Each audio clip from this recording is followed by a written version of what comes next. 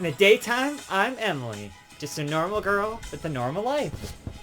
But there's something about me that no one knows yet. Because I've got a secret. Miraculous Season 4. Azura Media Club, let's go. Home of the bad girl coven. I'm your coven leader, Emily. That's the thing. Alright. So yeah, Miraculous Ladybug Season 4. Today, we're doing that.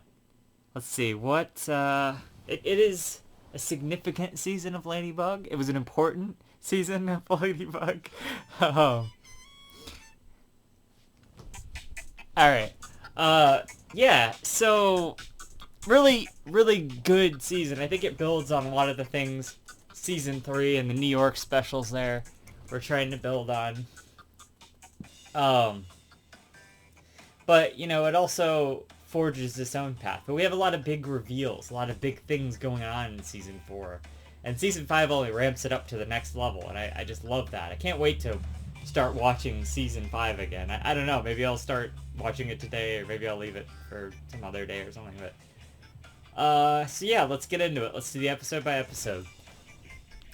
So we got, the first episode of Season 4 is Truth. So, in this episode, this is about, well, we find, you know, we see that, like, whole Peacock Miraculous being fixed thing. So, now we have Monarch, or not Monarch yet, sorry, Shadow Moth instead of Hawk Moth.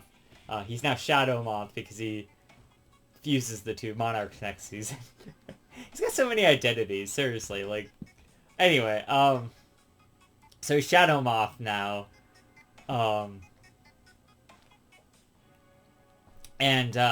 this episode's all about Luca and Marinette. They also do the next episode, which is kind of parallel to this episode, but from Adrian's perspective. So I kind of like that as a gimmick, is they do the episodes and they kind of coincide, a little bit like Season 1 when they did the, whatever those episodes, Pixelator and Guitar Villain, I believe it was, where they kind of, there's just like little details that coincide. These are actually like happening together, like parallel to each other. So I thought that was pretty cool.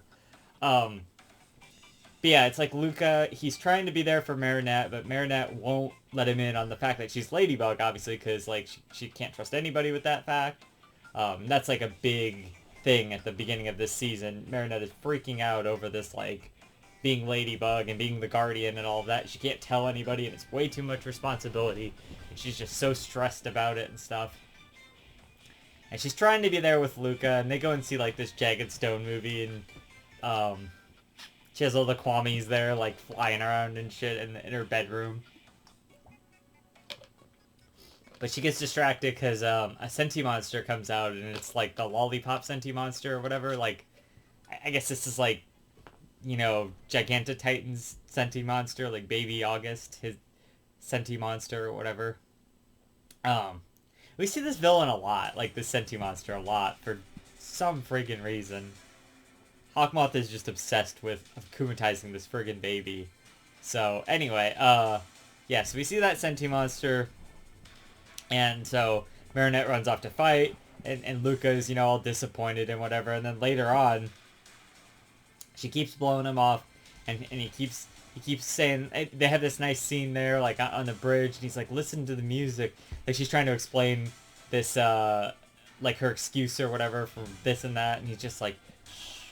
And he's like, listen to the music. If you hear the music of nature, like, underneath the bridge, it makes a sound, and it's beautiful, you know, and he's like, your sound's so off, Marinette, like, what's up, you know, with that, and, she's like, I can't tell you, that's the one thing I can't tell you, basically.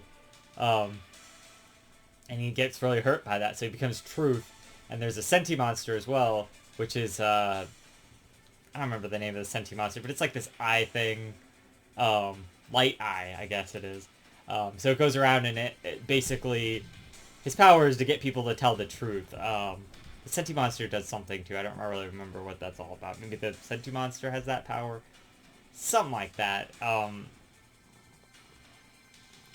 But anyway, so, and everyone, like, he keeps interrogating everyone about Marinette, and he's like, what is Marinette Dupenchain's secret? And they're all like, she's in love with Adrian Agreste. She's like, that's not a secret. It's like, yeah, no shit. And eventually it gets Marinette, Ladybug at the time with this, and then she's trying to tell her secret, basically. But Cat Noir keeps doing clever things to, like, change the sentence, though, that she doesn't have to tell her actual secret. She just tells, like, all these things, and one of them was like, what's the things you admire most about Cat Noir? And she's like, I think it's his optimism and his, like, what was it? Like his humor or whatever. And then later on he's like, so you actually like my jokes? And she's like, well, you don't have to overdo it, Kitty. So I love that. I love them. They're great. God, I love them next season too, when they're actually like dating. Not Cat Noir and Ladybug, but like Adrian and Marinette. So, so good. I can't wait for next season. It's so good.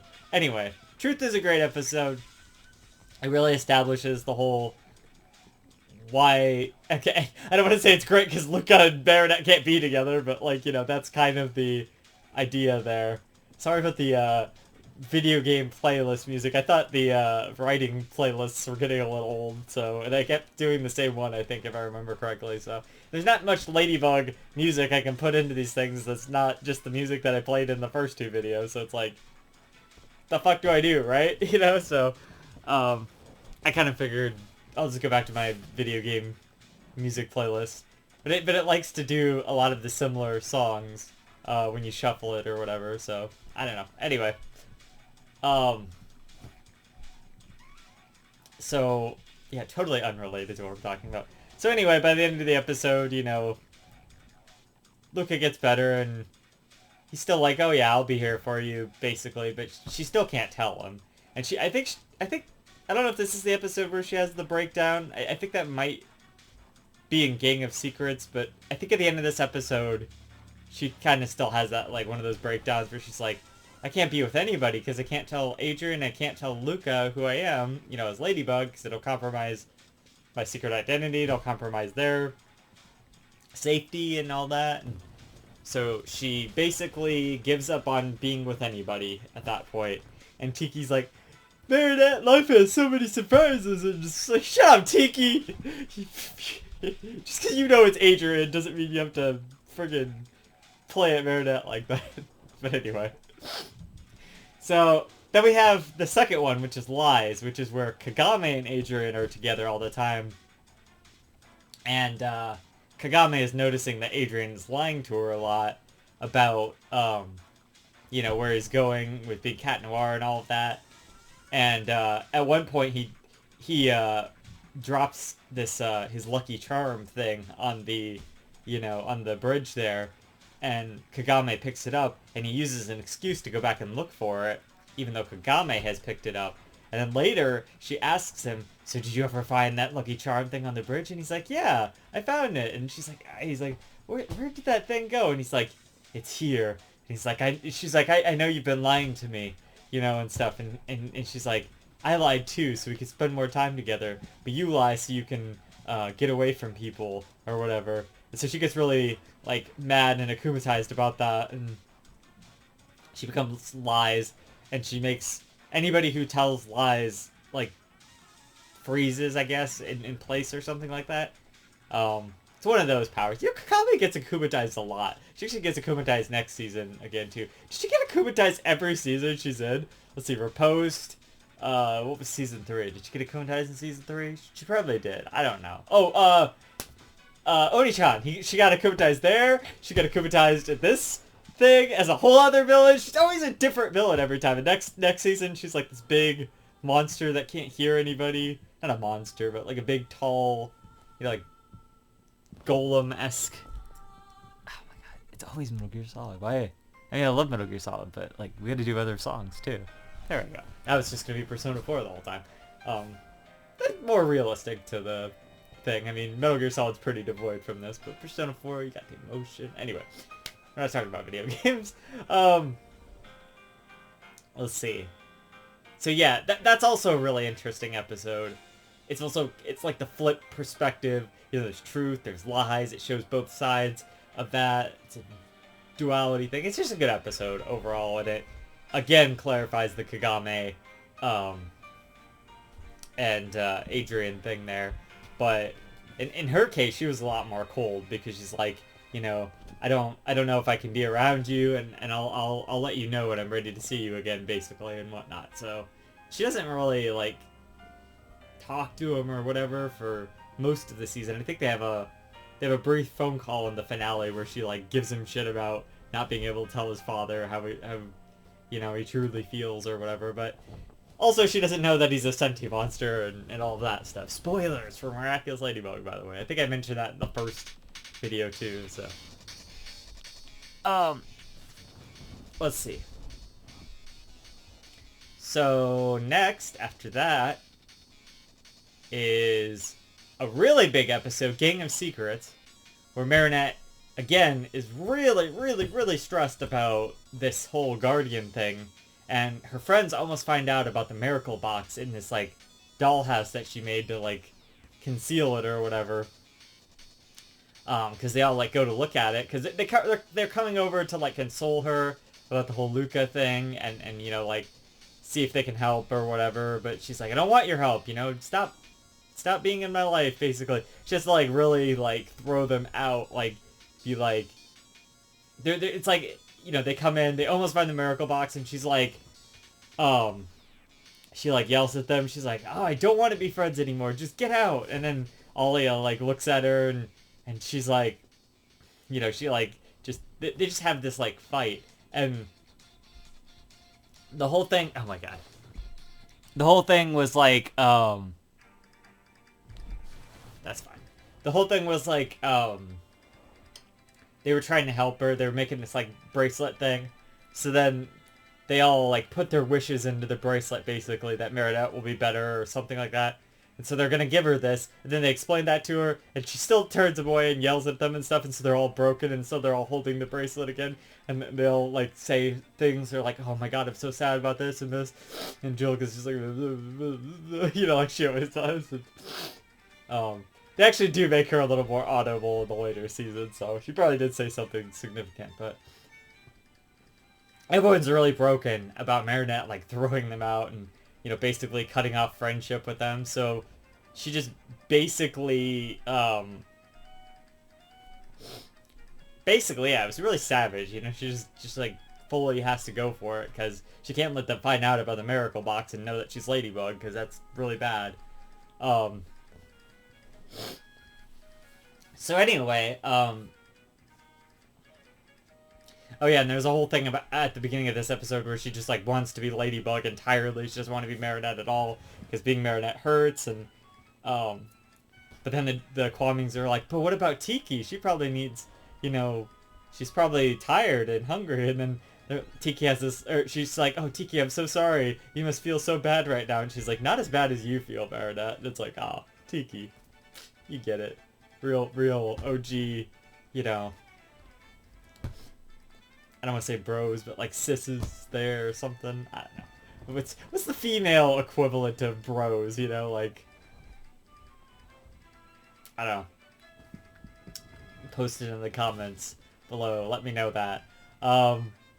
So, yeah, anyway, basically, so they become the Gang of Secrets as their, like, thing. So they all get akumatized as their akumatized people again, you know, it's like Julika is Reflecta, and Rose is like Princess Fragrance, and Alia is like Lady Wi-Fi and stuff, and all that, and then Alex is like Time Tagger, or Time Breaker, I believe it is. And oh,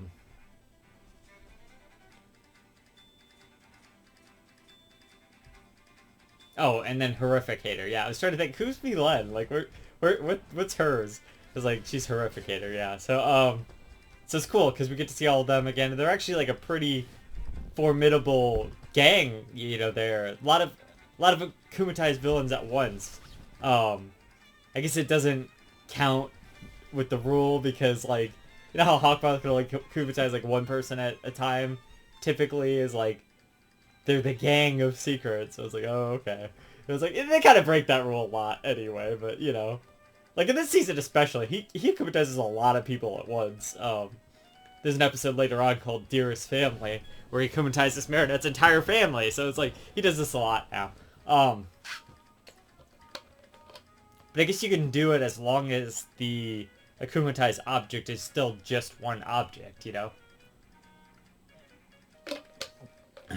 Also, to be fair, he learns later in the season how to make his powers more powerful. So there you go. Oh, maybe that's part of it. I don't know. Anywho, so, but Marinette, like, singles out Alia, and she, like, gets her there to talk to her, and she's like, hey, you know, I need you. I need Rena Rouge, not Lady Wi-Fi, you know, basically. And she's like, you gotta help me out. And so Alia's like, you know, she keeps talking to her, and then eventually she gets to her, and she's like, alright, Ladybug. And she, like, boom, she, like, breaks the Akuma, you know. I mean, we've seen Ladybug, or, Chloe do it before, but, not to this extent. Chloe wasn't necessarily akumatized yet. She was pre-akumatization. But Alia was, like, fully akumatized, and she broke the thing, you know, and Ladybug's like, you've done something nobody's ever done before, basically. And, so at the end of the episode, you know, Meredith apologizes and whatnot, and, she tells, you know, her friends all about, like, all of, you know, I can't be with these people and this, just, like, all this stuff, and then, you know, they all leave, but then Alia's like, I'm gonna go back, and then she goes back, and she's like, that's it, but that's not the whole truth. I would know, because I'm, like, your best friend or whatever, and she's like, okay, you know, but I can't tell you, because it's just too much, and, it's too big of a thing, and it'll change everything between us, and all this stuff, and she's like, you know, Marinette, you can tell me anything, you know, we're best friends, we'll take on the responsibilities together, and then she, like, finally just, at the end of the episode, it cuts off, and she's like, I think it's something like, I'm your best friend, and she's like, and I'm Ladybug, and then you just see Alia's eyes like, and then you're like, oh my god, what's gonna happen? And then, you know, of course you have to wait for the next episode, which is painful, but like, she finally tells Alia she's Ladybug! It's huge! You know, somebody finally knows that she's Ladybug. So that's big, you know, like, cause, like, I don't know, like, not many people know that she's Ladybug. I feel like even less people know that Cat Noir is Cat Noir, you know, Adrian is Cat Noir, but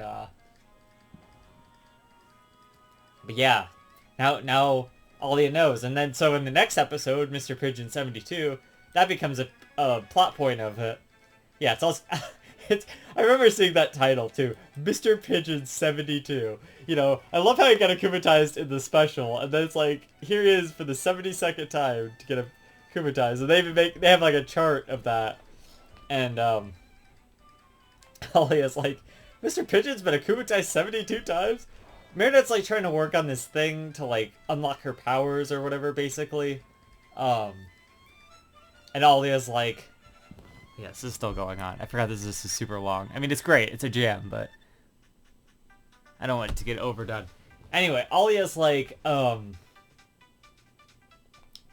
Marinette hasn't, like, slept or done anything in a while, like, hasn't gotten fresh air, you know, she's barely hanging in there, and Alia's like, you need to go out, take a break from all of this, I'll try and figure out what I can, because she has the grimoire stuff now, you know, like, with she doesn't have the grimoire, but she has whatever happens to the grimoire, I kind of forget, does Hawkmoth have that, or who's got the actual grimoire, Hawkmoth must still have that, right? It's like, what happened with it? I know they took the pictures on the iPad, but like, what happened to the actual book? Like, we haven't seen that thing in a while. Like, I don't know, maybe, I mean, they don't need that because, like, obviously Lila has the pictures from the tablet or whatever. Also, Felix has read through those pictures, so he knows some things. I don't know. Anyway. Point being, Alia's trying to help Meredith figure out all that stuff from the grimoire. And, but she has to go out and meet Ladybug, and then, you know, the whole thing was, like, there's this fashion shoot with Adrian, and like, obviously he's allergic to pigeons or whatnot. Um, so the whole thing is he like needs to grab a rose from a pigeon like in midair while he's like diving into a pool or whatever, but he can't do it because it's pigeons. He keeps sneezing and whatnot.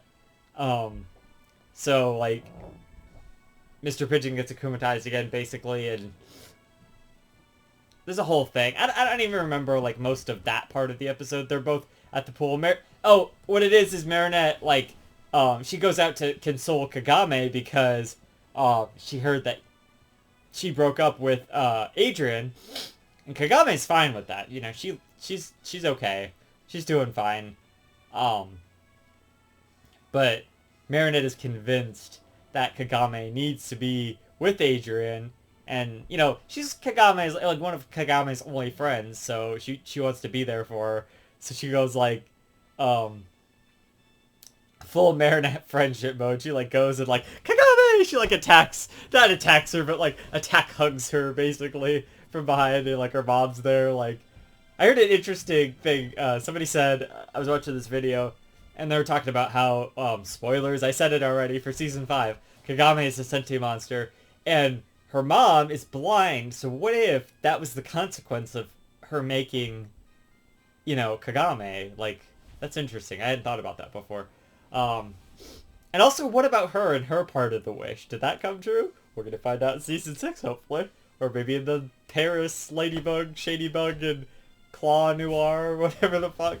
That'll be interesting. We'll do that as a video. Also, I was thinking when season 6 comes out, I don't know if I want to do, like, individual videos for each episode, but maybe I could do, like, individual shorts for each episode and just kind of give my general thoughts quickly on it, you know, and that would be a concise form too, and then I'll do a big review at the end of the season there, kind of thing. I thought that might work. Or I could do individual videos. We'll see how it goes. So, yeah, where we're at. So yeah, basically they're there at the pool with Adrian and Kagame, and Marinette's like trying to set up these like perfect moments where they catch eyes or whatever, and like all these beautiful little things, and then like Kagame's not having any of it, and then eventually, eventually she has to become Ladybug and Cat Noir and stuff, but Cat Noir gets captured. He might even get captured before he's Cat Noir, if I remember right. So she gets Rena Rouge as Alia, now that she knows she can help her out a lot more and stuff. There's even a line about that in Safatis, about she's like, well, if you were Ladybug, I would give you excuses and help you out and like get you to, you know, blah blah blah, do all this stuff for you. And it's like, okay, cool. So they were setting that up. But anyway, so she makes an illusion of Ladybug and Cat Noir that like eventually at the end there they de-transform, the illusions do, and they like give the Miraculouses or throw the Miraculouses in the pool. They needed the guy to get in the pool for some reason, I guess, to I don't know. That was the plan anyway. So yeah, basically but we see like these Ladybug and Cat Noirs that are fakes, obviously, but like it's crazy. And they're like different like race and like everything than like the Ladybug and Cat Noir that we know. So it's like, you know, the Miraculous could do that. They could change like all these aspects about it and stuff, but I thought that was kind of cool because Hawkmoth gets to see that, so maybe it kind of throws him off the trail of like, these are the real Ladybug and Cat Noir. Like, they have to look exactly like, you know, they kind of look, even though that's exactly what it is. They look exactly like their civilian forms, you know. It's so terrible. Anyway, I mean, I love it. It's not terrible. It's just like, how does nobody know? You know, how does nobody figure this shit out? Especially like Felix. He's so smart. How does he not know? He even like in the finale there, which we'll talk about. We'll get to that. Oh my god, it's so good. You know. But even in the finale, when he meets Cat Noir as the dog, I don't fucking remember whatever the fucking dog thing is. It doesn't matter. He's only the dog for like 5 seconds. as that, like, he even looks and he's like, Cat Noir, wait a second. Like, you can kind of see it, the gears turning in his head, because he knows a lot of stuff at that point. But anyway, we'll get to that in a bit here. So, by the end of the episode, anyway, it's just interesting. And then like, Kagame's like, she's all like, yeah, you know what? I did feel all of those things for Adrian. From you, Marinette. You two are meant to be together, and, blah, blah, blah, stuff like that. And it's like, oh, that's kind of a nice moment. Even Kagame knows that they're meant to be together, so. That's nice. That's nice. I like that. Oh, that's a nice moment. Yeah, kind of thing, so. Alright. So that's a good episode. I like that one. Lots of good. And it comes right off of the whole Marinette reveal secret thing. So we need just kind of a basic episode to be able to throw in all these plot things. Oh, and she figures out, that's what I was trying to remember. Alia figures out how to enhance Marinette's power, so she starts making these little charms that are fucking entirely ineffective, except for in, like, one episode. But Hawkmoth figures out how to, like, reverse engineer that at some point, basically, because he gets akumatized and he gets a charm, so. Sorry. Okay, so yeah, so then, now we see this, like, Ladybug has the power of creation, right? So she can create anything. So she kind of, figures out, hey, I can use my powers for more. Because the Grimoire is just what we've known about the Miraculous so far. But there's, so much more to learn. So yeah, that's pretty cool. So Season 5, Episode 5 is Furious Fu, which is the first episode that we actually saw of the season. So it was a little bit confusing, because right after Season 3, Master Fu leaves, and then, he's back all of a sudden, right? Well, he doesn't have his memories. This might be, like, the last time that we actually see him, too, if I remember correctly. But he's without his memories. He and... It's not Marion. What is it? It's so close to that, though. It's like, whatever her name is. I'm just gonna call her Marion because that's what I keep calling her. Those two, they come back to Paris, but the whole thing is there's this celestial guardian comes to see Marinette, and he's like, why do you have the miracle box? Like, you're not a guardian. How can you be a guardian? You're using the Miraculouses? You're giving them to people? You can't do that. Like, Guardians can't do it. He's, like, all these rules and stuff from, back in the day. She, like, explains about Master Fu, and he's like, oh, whiny chicken leg Fu or whatever. He's like, you can't even, like, couldn't even go without food for 24 hours. Blah, blah, blah. All this shit. Yeah. So he gives her a bunch of shit, and he's like, where's Cat Noir? And she's like, I don't know who Cat Noir is. And he's like, you don't know who Cat Noir is? This is bullshit, Like, and then, so they, like, go and find Cat Noir, and he's like, you both need to give me your Miraculouses, like, right the fuck now. And he's like, considering it, and then Ladybug's like, they say something about how she'll lose all of her memories, like it happened to Master Fu, and he's like, oh no. So he starts, like, fighting, because he doesn't want to, Ladybug to lose all the memories of him and, or, them, Cat Noir and Ladybug there. Which, that whole memory thing is still a little bit confusing. Like, is Marinette gonna have to be the guardian for, like, forever? Is that the implication? Like, I don't know. Maybe there's a way around it, I have no idea. But anyway, so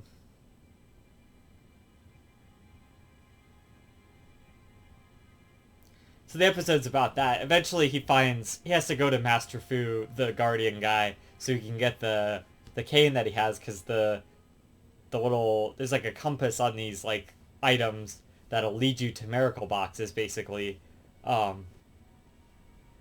So he goes and grabs Fu's cane, and he's, like, trying to fight back, but he's just, kind of an old man. So he gets akumatized as Furious Fu, and he's got, like, I don't know, like, I haven't even talked about the powers, because I don't know, it's not even, like, that relevant. He's got, like, these powers to do different powers, like fire and all this kind of stuff, like, typical Miraculous Ladybug power. I don't talk about the powers because there's, like, 5 sets of powers that they always do in Miraculous Ladybug. Some of them are interesting, like Risk in the finale. Like we're gonna keep building up to this till I actually get there, but that was a good power. That was so good. Hawkball's best plan, I would say. I mean, they got him all the Miraculouses. Like, that is excellent. He did so good in that episode. I'm so proud of him. He did so good. Like, I was almost rooting for him over Marinette in that episode. Like, this time around. Just because I know, like, where it all ends up, obviously. It's all going to be okay, but you also feel Marinette's emotion. But we'll talk about that when we get there. So, yeah, eventually, like, Marion, or whatever the heck her name is. Let's actually find... What's her name? What's her actual name? This is kind of saying this thing, right? No, it doesn't. It didn't even say her name in here. I'm just gonna keep calling her Marion then. Because apparently it's not even important enough to the synopsis. So, yeah, she helps Ladybug defeat Master Fu, and the Guardian guy apologizes, and he ends up being like, yeah, you know what? Ladybug, Cat Noir, you guys are doing a good job, but I'll keep an eye on you, and so... Yeah, so that's what, you know, he kind of comes back in a different episode, and we'll talk about it here in a bit, so. Not a bad episode, pretty good, you know. Nice to see Master Fu one last time, but I think the Guardian thing was more the significant role of that episode, and it was less about, like, Master Fu and all of that. I mean, I understand why he needed to be there, but it also kind of slightly diminished the fact that he had left, and we just thought we weren't ever going to see him again, basically, so... And we don't see him again, I don't think, after this point, so good. He doesn't need to be in the show anymore. You wrote him off for a reason, so Ladybug could be the Guardian, you know? Oh, yes, here we go. This is it, I get to talk about her. Soul Crusher, baby! Zoe! My favorite, like, one of my favorite characters. I love Zoe so fucking much. I love her so much. She is so great. So good. So good. And her thing with Marinette in the next season, in that one episode, oh my god. And I can't wait to talk about that. But it all started from this episode. She comes to the bakery. You kind of see, like, her coming to Paris. She's Chloe's half-sister from New York or whatever. And a lot of the episode is about Zoe, which is interesting, because you don't usually get an episode that really... like, shows you the perspective of a different character. Super cool. I like that. I love that. Zoe, oh my god. Awesome. So, she goes to Marinette's bakery there. She, like, Marinette's all clumsy, and she, like, falls over and drops Zoe's order. And then Zoe's all, like, you know, she's not mad, and she's just, like, what's great about Zoe and Marinette in that scene is Marinette's, like, making all these, like, super cute little remarks. Like, you know, she's not even like Adrian around Zoe, where she's like, well, she can't talk or whatever. She's like, oh, I'm Queen Clumsy and all this stuff. And they're, like, laughing. And they've got, like, really good chemistry, like, right off the bat. It's great. It's like, you know, like, if anybody was gonna take the Marinette, Adrian relationship and throw it in the trash, I love them. I want them to end up together. Obviously, that's the point of the show. But, god damn it, if Zoe and Marinette could end up together... I don't even want them to do the fucking, like, they break up and then it's like another Luca Kagame situation. But, like, seriously, dude. Everyone's saying she's gonna end up with Sabrina, which is like, okay, I get that. That makes sense. She's the nicer Chloe, so, like, Sabrina, Zoe, that makes sense. Like that. Anyway... because I always thought Zoe and Chloe, or sorry, Sabrina and Chloe would end up together at some point, but Chloe's not going to be in the show anymore, so I mean, that's the thing about that. But anyway, I love Zoe. So this is her episode. This is her introduction there. She's great. And I like her whole thing with her father, like, it's not even her father, but, like, it's her stepfather, like, Chloe's dad, but they like share this moment about how, like, you kind of have to give up your dreams to be the people that you want to be, and she's playing this act of being, like, you know, like this really monstrous person, kind of like a Chloe sort of character, but at the same token, she is just playing that, and Marinette knows, she's, like, doing that at school and stuff too, and Marinette knows, she's like, that's not the Zoe that I saw. The Zoe that I saw is really nice and like a really good person. And all this stuff. Oh, I was trying to talk about the bakery scene. Like she like gives her extra stuff, Marinette does, like with her parents and all that, like from the bakery, and then she like writes her number on the thing. And even in the overly animated podcast in the first, this time when we saw this episode, they were like, that is a romantic move to just give somebody your number like that. It doesn't have to be, but it's like, just the way that they were, and then that happening, it's like, wow, like look at this chemistry here. It's like, and they actually paid that off in like the next season. It was like a crack ship for like a long time, but it's canon. It's a canon thing. She actually has feelings for Marinette because of that day. And who could blame her? Everyone loves Marinette, right? That's what her dad says. Anyway, I'm so sorry. I've got so sidetracked. So that's a nice moment. She invites Zoe to the kitty section, like, band thing on the boat later or whatever. And then Zoe goes. And, she has a good time. And she's got new friends now, and everything's great, But she gets akumatized during this episode, because she can't be herself, basically. Another great aspect of Zoe, right? I relate to that super hardcore. That's like my whole mantra lately is be yourself. Be your most authentic self. But as what's his face? Andre says she has to kind of put that away. So she like puts her shoes that are like the cool shoes or whatever in the place where he puts his like film stuff. And so not only that, so like the akumatized object is not on her, which is great. I always love villains that do that. Froggy, he did it. He did that. That was great. He had his little stuffed animal like not, near him or whatever. Super good.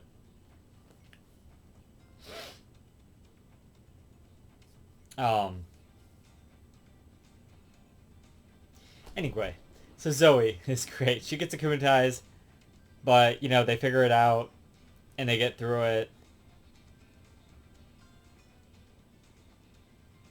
Yay, good. I don't remember much else of the episode. I just remember the great stuff between her and Marinette. Let's see. Did I miss anything? She's Soul Crusher. That was her thing, and... Oh, she's after Chloe, basically. That's the whole thing. And then she just decides to be herself, which is great. That's kind of her whole thing at first, is she has to pretend not to be herself, and then she could just be herself, because she has friends who will accept her as herself. And that's great. I love that. So then, Queen Banana's the next episode. They're making this superhero film. Zoe's gonna be the lead of the film, but, of course, Chloe, she doesn't like that, so, she basically boots in to be the hero of the film or whatever. And, sorry, hold on. I can't do it. Alright, anyway. Then she's, like, describing the character that she wants to be, and they're like, oh, you mean Queen Bee? And she's like, no, I meant Queen Banana. She becomes Queen Banana. But anyway.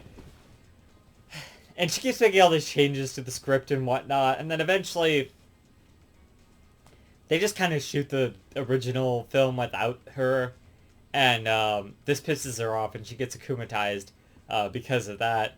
And she becomes Queen Banana. And I love how every time now that Hawkmoth does it, she's just like, she's so sassy. She's like, yeah, don't save your breath. I know, I need to get Ladybug and Cat Noir's Miraculous. Just give me the power to be strong. And he's like, yes, you will be big and strong. You can do whatever you want. And she's like, I want a big gorilla thing. And he's like, my dream, or your dreams are my reality or fantasy or whatever the fuck he says, like. So, yeah, basically, she has a big gorilla that goes around, and she's Queen Banana, and they glue the banana into the pouch so that they can, cataclysm it or something, I think is how they eventually get it. But anyway, it's notable because, Marinette gives Zoe the bee Miraculous. So now she's Vesperia.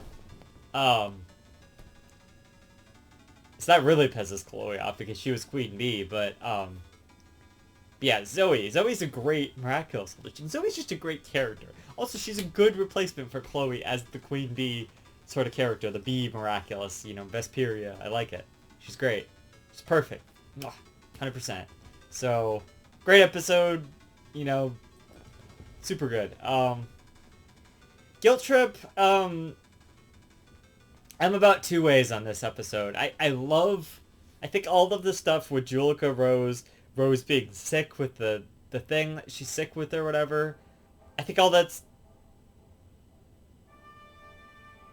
Oh, it's Dragquist. I think all that's done super well. I like all of that a lot. I think that's good. I think that's like a good little backstory to Rose too. She's all peppy and happy all the time, but like really she has this like kind of serious disease, but she doesn't want anybody to treat her any differently. And the whole episode is about that, is about people treating her differently and all of that. Because Julika accidentally tells somebody, Meredith that is, about that. So... Yeah, but then, like, the rest of the episode, I mean, she becomes Pigella, like, that's, you know, the Pig Miraculous or whatever. Her power is to, like, make gifts. It's really situational. It gets used well enough every now and again, like, but I don't know. Like, that would have been a helpful power in, like, Chris Master or something. She would have just made him the action figure or whatever. I guess, could that be used in a bad way? Can you, like, use that to get Ladybug and Cat Noir's Miraculous or something as the gift? Hard to say. It's just such a weird power, you know? And in this episode it works. Like, there's the whole thing is they, like, go into this alternate dimension where these, like, bubbles are, like, of doubt. Like, people keep repeating the same thing. Like, oh, I did this thing and it was bad. And so all that doubt, like, piles onto them, like these bubbles or whatever. So the whole thing is you need joy to combat the doubt. And, I guess the gift was showing that it, like, the thing that she wanted most was just for Rose to have a normal day in class, basically, or whatnot, so... I don't know, they de-akumatize her. That whole half of the episode is a little not as exciting as the first half. Not that the first half is exciting, it's just emotional. You feel it, you know? I was like, oh, this is good. It did a really good, like, little backstory thing here with Rose, but then it's like... I don't know, the second half just... I don't feel like it plays as well, you know? I mean, it's alright. It's just not as interesting, I would say, at the end of the day. But it's a good episode, you know? Of course, we get the Pigella as the new superhero. This season does a lot of new superheroes. They set them all up, and of course, like, Hawkmoth knows the identities of most of these heroes. Like, why is it... I guess it doesn't really matter if he knows their identities, because Ladybug's the Guardian now, so they don't keep their Miraculouses permanently. The only one that becomes a problem with was Alia, as we'll talk about here in a minute, but... Anyway, also I'm going in Wikipedia order here. I know this probably is out of order in terms of, like, how these episodes actually happen, so if anything, like, feels off with that, because I tried to watch them in order that made sense. I don't know. I skipped around a little bit because it was tough because because certain things happen before other things, and the Wikipedia and the Disney Plus order is just off, you know? Like, I hate that. Let's put them in order. Like, I don't know, what's the actual order meant to be? You know, like, some episodes are supposed to come before others, you know? So, I don't know. Anyway. So the next episode is Crocoduel. So we find out that Julika... I mean...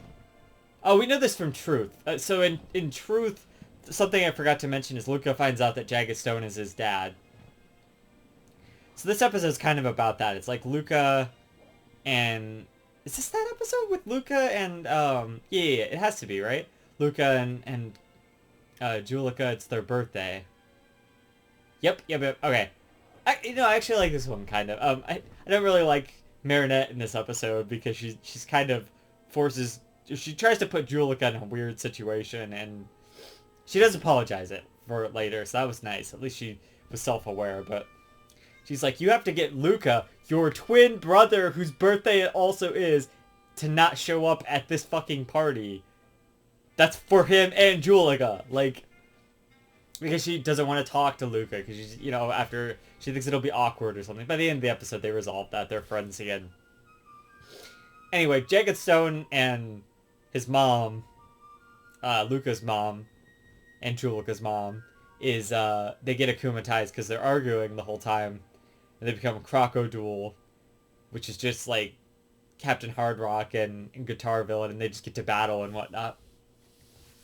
Anyway, it's notable because Julika becomes Purple Tigress there. So, and her power is Clout, which is just kind of like, I don't know, it's sort of like Cataclysm. It doesn't destroy things though, it just like pushes things back really. It puts a really big force on things or something. It doesn't destroy them, but it knocks them back a lot or something like that. I don't know. So, but yeah, I mean, she's got a cool costume. I love her costume and her transformation sequence. Oh my god, it's so good. And the fact that she, like, is so much more bold when she is being that, you know? Usually she's like, I don't know, let's get around off there, or whatever. Like, she's, like, mumbling the whole time, but, she's so much more bold. And I like her and her relationship with Luca, and then her father. Like, you haven't seen her and Jagged Stone interact much, but then, like, you find out later he was giving her a bass, because she plays in Kitty section as the bass, as a present, but, like, Marinette thinks that Luca was gonna get the present, and he just totally forgot about Julika, but it's not true. He wants to be, you know, more there with Julika. He just was trying to make it a surprise, and then Marinette kind of ruined that. And there's a nice moment at the end of the episode where she's like, I love you, Dad. And he's like, oh, I love you too, Julika. And it's like, oh, it's, you know, it's nice. It's good. And her parents make up at the end, of course. But I guess that's what's notable, is the tigress thing, and then a little bit more of Julika and Luca and Jagged Stone's relationship there, since we haven't really done much with that yet. So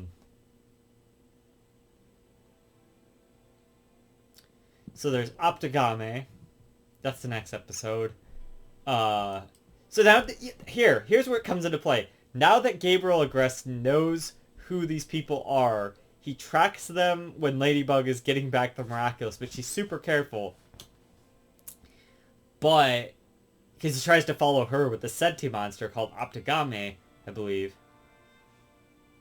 But he doesn't get to finding that out, but he does end up knowing, like, I mean, obviously he knows about the other Miraculous holders or whatnot. This is one of those confusing episodes. I try to think, like, back to what happens, because there's all these semantics about who knows who, and this, that, and then, like, this person knows, but this person doesn't know, and it's like, you have to speculate, do they know, or the show isn't smart. Like, if the show doesn't tell you that they know, then do they really know? Like, oh my god, it's so fucking confusing. Anyway, it's a good episode overall. Trying to think.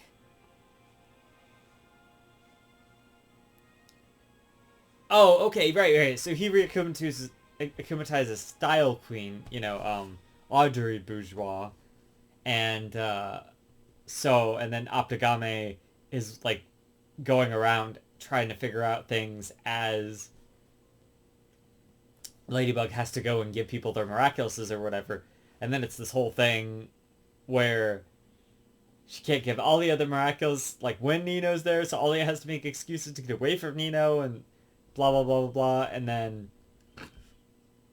all that stuff. So, yeah. But then also Marinette uses the Bee Miraculous. I guess that's the other important part of the episode. I don't know. It's an interesting episode because it kind of shows Hawkmoth's plans to try and track one of the miraculous holders until he catches Ladybug off guard. And it actually, the theme of that plays into what he's trying to do in Risk as well, is trying to catch Ladybug at a bad moment when she's made a mistake, sort of thing.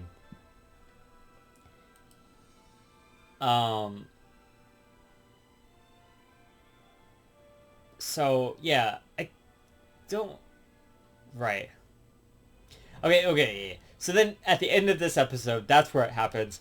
Ladybug entrusts Alia with the Miraculous permanently. So there's that. Which ends up being a mistake as of the next episode, which is Senti Bubbler.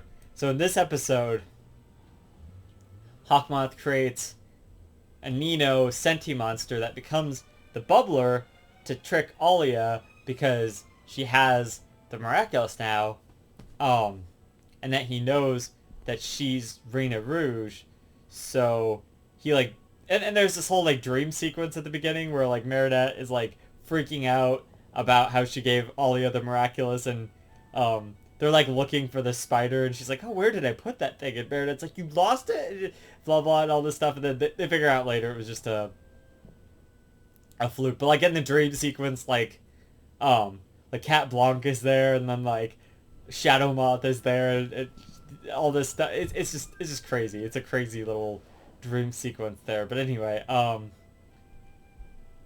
Marinette's freaking out about this, so she goes to Alia, and then eventually she figures out Alia's family gets kidnapped, and then by Shadow Moth, and so the Senti Bubbler there wants her to give up her Miraculous and get Ladybug and Cat Noir's Miraculous. But first, obviously Ladybug trusts her as Alia, so she wants Alia to go. Shadow Moth wants Alia to go and get Ladybug's Miraculous by tricking her or something like that. But anyway, so she formulates this plan with Marinette to she goes to the bathroom, and then she transforms into Rena Rouge to make an illusion or something, so that Ladybug and Cat Noir get away, so that Hawkmoth doesn't know that Marinette's Ladybug, I believe, because Marinette gets captured in a bubble pretty early on. So yeah, I don't know. The whole... This is where I hate... Because I saw these episodes, I don't know, a couple weeks ago, so it's hard to remember exactly every little detail of it. But it's a whole thing about all of that. So it's an interesting episode in that regard. But when you do the illusions and stuff, too, that gets really complicated. I was like, okay, wait, when did this is, that's the illusion, and oh, okay. But they end up getting away with it in the end. Somehow Marinette gets out of the bubble because Alia makes an illusion of her being in the bubble still or something. Meaning that they can't see Marinette transform for some reason. I can't remember exactly why, but then they just take it out. But there's a scene at the end. They did this little handshake earlier or whatever. Nino doesn't know the secret handshake, basically. So Marinette realizes that Nino's a Senti monster. The Senti monster Nino, not the actual Nino. So... Right, so she realizes, hey, we gotta be more careful. This is some tricky shit here. Oh, and also, Hawkmoth is out there or Shadow Moth is out there in the public, so she uses the horse Miraculous to make a portal right behind him to grab the coffee cup that was Senti Bubbler's amok object. But she's almost... She could have grabbed the thing, and he would have... But, of course we can't have that, because, that'd be too big for this episode. So anyway, yeah. So at the end, she tells Nino... Or, is that the next episode where she tells Nino, I gotta not be Rena Rouge anymore? Or something? Right, that's the next episode. So, she tells Alia that you can't be Rena Rouge anymore, but maybe like she could be a different identity or something. I think that's like what they're saying in the next episode. So the next episode, right, Alia becomes Rena Furtive, who's basically just Rena Rouge with a different costume, different colored costume. It's basically the same thing. And she can't tell Nino was the whole thing. She ends up telling Nino by the end of the episode, but he gets akumatized because of that. Nino also tells Adrian that he's the carapace or whatever, which makes Adrian realize, like, hey, Ladybug knows secret identities, and Alia and Carapace, Rita Rouge and Carapace know each other's identities too. So other people know each other's identities, but he can't know other identities, which really pisses him off. The whole arc of this season with Cat Noir is like he's slowly getting phased out, and Ladybug doesn't need him as much, basically, is kind of what his thought is. And then, like, also this whole thing where he's like, I should be letting on more stuff, because I was the original, but also, like, Ladybug doesn't want to let him in all this stuff because he's just another Miraculous holder. But then she kind of quells that later in a different episode, and she's like, no, you're kind of irreplaceable, Ladybug and Cat Noir, we're the thing. And it's like, of course, by the end of the season, it's just back to them, which is great, so. But yeah, Rocketeer, that's like, Nino gets akumatized because of that, and then, like, oh, there's this whole thing, oh, God, that's what the episode's about, really. There's this whole thing where, like, he thinks that Rena Rouge is in love with, like, Cat Noir or something, who he doesn't know is Adrian, obviously, but,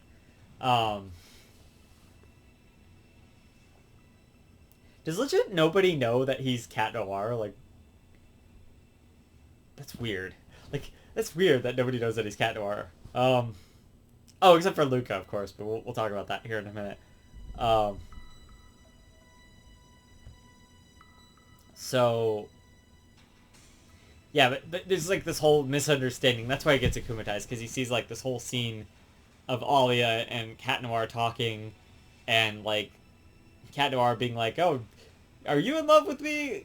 Because of, like, what people were saying and, like, what happened in this movie or something. And the whole misunderstanding gets cleared up by the end, and he renounces his Akuma and all of that. So that's kind of nice. I mean, and then she tells him about the whole situation, but she tells him that she's got to be this Rena Furtive, which ends up being a plot point later at the not a plot point. It's like a little detail later on in the finale there. So let's see. So the next episode is Mega Leech, which is basically an episode that's going to be, I assume, a lot like the Action episode that's coming up. So there's an episode called Action coming up, and then there's that special coming up. But anyway, it's like an environmental sort of episode. The mayor's doing this thing. He's going to cut down all these trees in that park near Marinette's house there, basically. And so that he can, like, sell fresh air back to people in, like, a perfume spray or something. And Milan and Ivan are, like, super pissed off about this, and they were, like, rallying about this for months and months, and nobody listened to them, even when they told their friends and stuff about it. But, basically it's them protesting, and then Shadow Moth makes, he akumatizes Maledictator, but he gives Maledictator the power to, like, multiply. And so the Centimonster is Mega Leech, which I think is what gives him the power to multiply, basically. So there's, like, millions of him, basically, and they go inside people's heads. They're, like, tiny, so they go inside people's heads and, like, control people or whatever. It's very SpongeBob-esque from that one episode where, like, what, Plankton is inside his head or whatever. And he's controlling him, like, something like that. Anyway. It doesn't make a lot of sense, but, it's a cartoon, so get over it. And it's magical Ladybug powers and whatever. So, Yeah, so this is a problem because the akumatized object isn't just in one. It's in, like, millions of different ones. So she realizes that she needs the mouse miraculous, and so she gives this to Milen to multiply, and goes on and takes and fights all the little maledictators or whatever. Um, that's kind of the episode, but, you know, it's notable for having the mouse miraculous and that whole power being a thing now. So it's a pretty good episode. Not too bad there. Pretty much every episode in this season is like good, you know. Oh yeah, and at the end, like, how did we not know? How the fuck did we not know about this Senti monster shit? It is so blatantly fucking obvious. At the end there, he's like twisting his ring and like tells him something to do, and he's like, "Yes, father." And it's like, it's so fucking obvious. They are not even hiding it anymore about the Senti monster thing in this episode. Like, it's so obvious. Anybody at this point who wasn't on board with that theory was just so off. It's not even a theory anymore. I don't know why I'm saying theory. It was a theory at the time. It's confirmed fact now. I mean, obviously. George, I'm so distracted by this. Okay, that's basically the episode. Is you know, it's Oh, and she gets like all the superheroes to go and stop them. That's kind of notable too. That's fun. It's a fun little thing. So there's Wishmaker. This is a good episode. Luca ends up finding out Ladybug and Cat Noir's identities. The whole first part of the episode is about them trying to figure out what's with the future. What are we gonna do in the future? You know, kind of thing, like job placement or something. Getting ideas for that. Getting ideas for what's gonna be the future. And Marinette's like, I'm gonna do it all. I'm gonna be a fashion designer, and I'm gonna be Adrian's girlfriend, and I'm gonna be Ladybug, and all this stuff. And so yeah, so that's fun. Adrian doesn't really know what he wants to do, obviously, because Senti monster and whatnot. But and that's kind of a point of the episode too. Is like Wishmaker, who's Alec, the like game show host or whatever, gets akumatized because he's got this stupid show where he like runs around and he's like, your career doesn't mean anything. You've got to be kidding me. And all that shit. And he keeps getting shut down, and he keeps getting like super emotional and invested when these people are like, actually, this is my story about this thing. And he's like, oh my god, that's actually really cool. And, you know, blah, blah, blah. So he ends up getting akumatized, and his powers are just basically make people's wishes come true. So when he hits Marinette, I mean, she gets Luca. Also, there's this scene before that I should talk about where Luca is talking to Adrian and Marinette there, and he's like saying about, oh, your tune is like this, and your tune is like this, and it's a nice little moment between the three of them. Because Adrian's down, because he's like, I don't really know what I want to do, and he's sitting there on the same beach that Luca and Marinette are sitting on, and they're there. And then he goes and hides Marinette. She transforms whenever they do the Wishmaker thing, and she gives him the Miraculous of the snake again, which he uses to second chance. And she's like, it's vital that nobody knows our secret identities, but he ends up finding out anyway, and he lies to her at the end of the episode. He's like, no, I didn't find out your secret identities or whatever. And it's like, oh man. Ugh. But he did. So because Marinette gets hit with the Wishmaker thing, and her thing was like to become the knitting fairy, was like her childhood fantasy or whatever. And then he sees Adrian also get hit, and so he just becomes Adrian again, I think, or something. He's just like, because his whole thing is like, I just want to be whatever my parents want me to be, basically, you know, because Senti monster stuff. And he didn't have a childhood dream of his own, basically. And then, you know, they stop Wishmaker, of course, and everything, but Luca knows now, you know, it's like, oh, it's a whole big thing. They don't really do much with that until later on, especially not in this season. They do like a thing with it in an episode where it doesn't really count, but, you know, and at the time I was really disappointed that that's all it amounted to, but I think they did do something with it later, so. And they're probably going to do more with it in the future, honestly. Maybe. Luca comes back, right? I don't know. So yeah, that's that episode. Pretty good episode. Haxon, which is Marinette has to leave town with her family to go like visit her aunt or something in London. So she entrusts Alia with the Ladybug Miraculous, and Gabriel Agreste akumatizes, or Shadow Moth. Why did I call him Gabriel Agreste? Akumatizes Markov again, but he's got like the Senti monster Haxon to like go with them to give him some kind of what is Haxon's thing? I don't remember. I think it's just to override Markov so that he can become super powerful, because like the whole thing is like Markov is like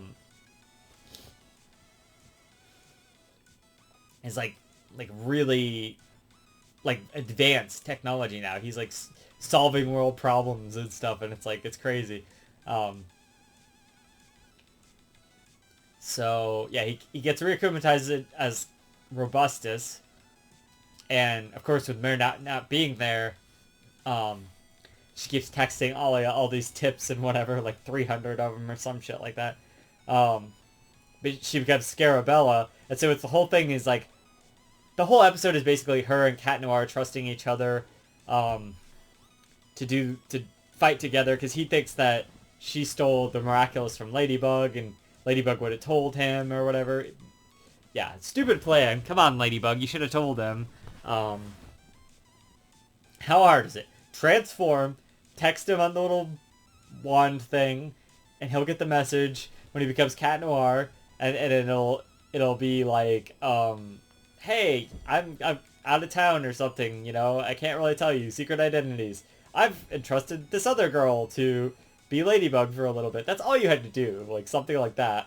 But she didn't do that. So I don't know. It's a good episode though. I like Alia as Ladybug. I think that's good. I like their dynamic. And at the end of the episode, there's a sweet moment where Ladybug is like, I would never leave you and abandon you, kitty, or something like that. Something nice. All these little moments. They have a lot of little moments like that at the end of a lot of these episodes, a lot of these big episodes. So, good episode. So we got Simple Man. Another pretty good episode. Marinette has to Marinette has to babysit all the kids, and but she's like overwhelmed by that. So, and Adrian's at this photo shoot, and he like, hey Marinette, I need your help fixing this costume or whatever. And so she like basically offloads all the kids onto her grandpa, and they're trying to watch this movie, and he's like, oh, this doesn't make any sense. That's not how it's done, and blah, blah, all this stuff that he does. And he gets akumatized as Simple Man to make everything more simple.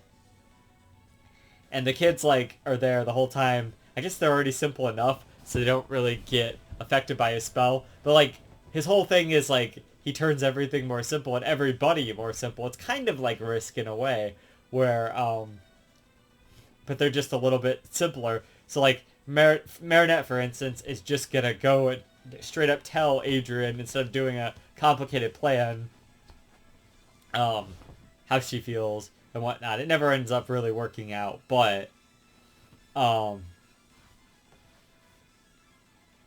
yeah, I don't know. He just simplifies stuff, and that's kind of his whole power. And then it's kind of an okay episode, and it's nice to see him and the kids, and they're like, we'll teach you how to use all this new technology, Grandpa, or whatever. And so, nice little thing there. Other than that, it's not too much of a notable episode, really. I don't think there's anything that you really take away from it. But it is interesting to see Ladybug and Cat Noir and then Hawkmoth also all very, like, simplified in the way they're talking and stuff. Oh, it's that one. Okay, so, yeah, not too bad. Not too bad of an episode. Glaciator 2. Now, this is a great episode. I love this episode. It's kind of like... I mean, no, you know what? No, no, it's good. It's good. I like this episode a lot. So, Ladybug and Cat Noir, couple of the year. That's what they've been voted, and everyone's like, you know, pushing that on them or whatever. Of course, this pisses off Ladybug, like, so much, and she gets really, really mad at Cat Noir. And, so, you know, basically, that's a whole thing. And he gets really mad, too, and he's, like, runs around, he's, like, you know, like, cataclysming all the posters and all the stuff that, like, shows, that they're couple of the year or whatnot. And so, I don't remember how Marinette gets into this spot, but she's, like, up on her rooftop, like, trying to do the whole Adrian confession thing. She's like, and then she sees Cat Noir, and then she's like, hey, kitty, come over here. And, like, the whole thing, because Kagame tells her, you have to practice on somebody who, like, you're sure can't fall in love with you. So she's like, all right, well, Cat Noir, he won't fall in love with Marinette. He's in love with Ladybug or whatever. So she's like, just sit there while I, like, make my speech or whatever. She's like, from the day I met you, like, you know, my love for you, it burns with the heat of 3 suns or something like that. She keeps doing this speech again and again, and then, like, he keeps screwing it up somehow listening. He, like, laughs one time, and one time she's like, can't you be more serious about this? And he's like, he's got, like, this face on, and she's like, what face is that? And he's like, oh, I thought you wanted me to, like, be more serious. I'm trying. She's like, not that serious. It's like, it's a really funny little back and forth interaction there. And, their dynamic is super cool and super cute there. I really like that a lot. And they end up taking a break, going getting ice cream. This is how Andre gets, like, akumatized or whatever. And of course they defeat him eventually and all of that. Cat Noir tries to, like, pull it back on the, you know, on the loving Ladybug stuff. And he's like, can I still call you my lady? And he's like, or she's like, that's fine, that's okay.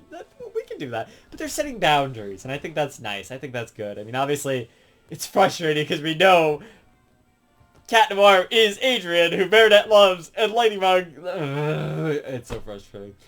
But it is nice. We get to explore all the aspects of love and relationships. And I think that's why a lot of the reason why the show works is because even when you don't, like, it is frustrating because we know that they're Ladybug and Cat Noir, but they don't know that, so they have to... They have to figure that out, you know what I mean? We wouldn't have a show if it was just as simple as, you know, everything else. So that's a great episode. And then Marinette, what's great about the ending of that is, like, later on, Cat Noir's, like, sitting there and he's like, all right, I got a good feeling about this time. This is it. And she, like, starts and then she stops and he's like, oh no, wait, what were you doing? That was a good take. You know, you didn't have to stop. Like, what's wrong? And she's like, this doesn't feel like me. This feels like something that, like, I made up, that I wrote or whatever. And then she just stands there and she does, like, a real good confession. She's like, from the moment I saw you, you know, like, I thought you were, like, a bad person, but then I saw a different side of you, and I really liked that side, and I just, you know, I always wanted to tell you how I felt or something. It's like this really just straight from the heart confession, and he's just like, that was the most beautiful declaration of love that I've heard. Your guy's gonna be, like, super happy. And then she just, like, never does that until next season, I guess, or I don't even remember if she does that in the next season. I honestly, for the life of me, because the episodes came out so sporadically, I don't even remember how they got together in the next season. I don't remember how that all happens. I kind of remember. I remember pieces of it. Of course, I remember all the after stuff and the before stuff. So it's like, I don't know. Rewatching those in English is going to be a lot better for me because, like, watching them in French too is just like, oh my god, or whatever language it was. It wasn't probably French half the time. It was like Portuguese or I don't fucking know. They released this show in so many languages. It's impressive, actually, and maybe that's why it's so behind on schedule. Okay, but I'm telling you, if they make us wait a fucking year for this next season, because it's supposed to happen at the end of next year, They made us wait that long, and they don't have this shit out weekly. I'm gonna be really pissed off, so...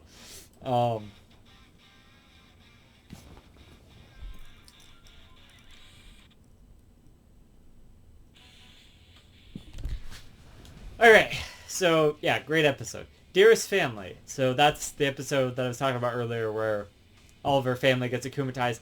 But see, this has to be out of order because Quillen, whatever it is, happens later on in the season according to Wikipedia here, but she's in this episode, which is Marinette's mom being akumatized. So the whole thing is Tiki wants this, like, galette from, it's like there's a thing called King's Day, and Marinette's family makes these galettes for King's Day, and they're apparently, like, really freaking good because Tiki, like, smells this and she gets this, like, uber craving for it, and we see this whole other side of Tiki, like, creepy Tiki that we haven't seen in, like, forever or at all even. Never been this bad. But we find out that she has, like, this epic craving thing where, like, sometimes in history, whenever, like, chocolate got invented, she said, or something like that, she, like, just goes nuts for this stuff, and she has, like, an appetite that, like, just consumes everything, you know, basically. So the whole episode is her going crazy over this galette, and Marinette's family gets akumatized about, like, fighting about Marinette. Her grandma's trying to give her a gift that's, like, for her birthday, even though her birthday's not for a while. Like a motorcycle, so they're all arguing about that, so they all get akumatized. So yeah, we get to see them with all their powers again and doing stuff, and I don't really remember most of that part of the episode. The really memorable parts of the episode are fucking Tiki losing her mind, and Marinette when she's Ladybug. With Tiki, she's also, like, really high-strung for this galette stuff, and then she has to, like, Tiki uses her power of creation to, like, create a galette as big as the world, basically, that's, like, coming down to, like, crush Paris and all this stuff, and so she's, like, she teaches Tiki to, basically have some self-control, or whatever. It's a weird side of Tiki we haven't seen. Also, there's, a little flash somewhere in here of, like, her true form, or whatever, which is interesting. So, what a weird episode. And Tiki is, like, crazy in this episode. Like, it's scary, actually. It's kind of crazy. Oh,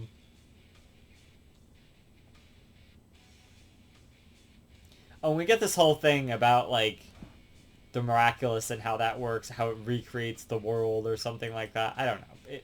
I still don't know how all of that works and if that even means anything, but,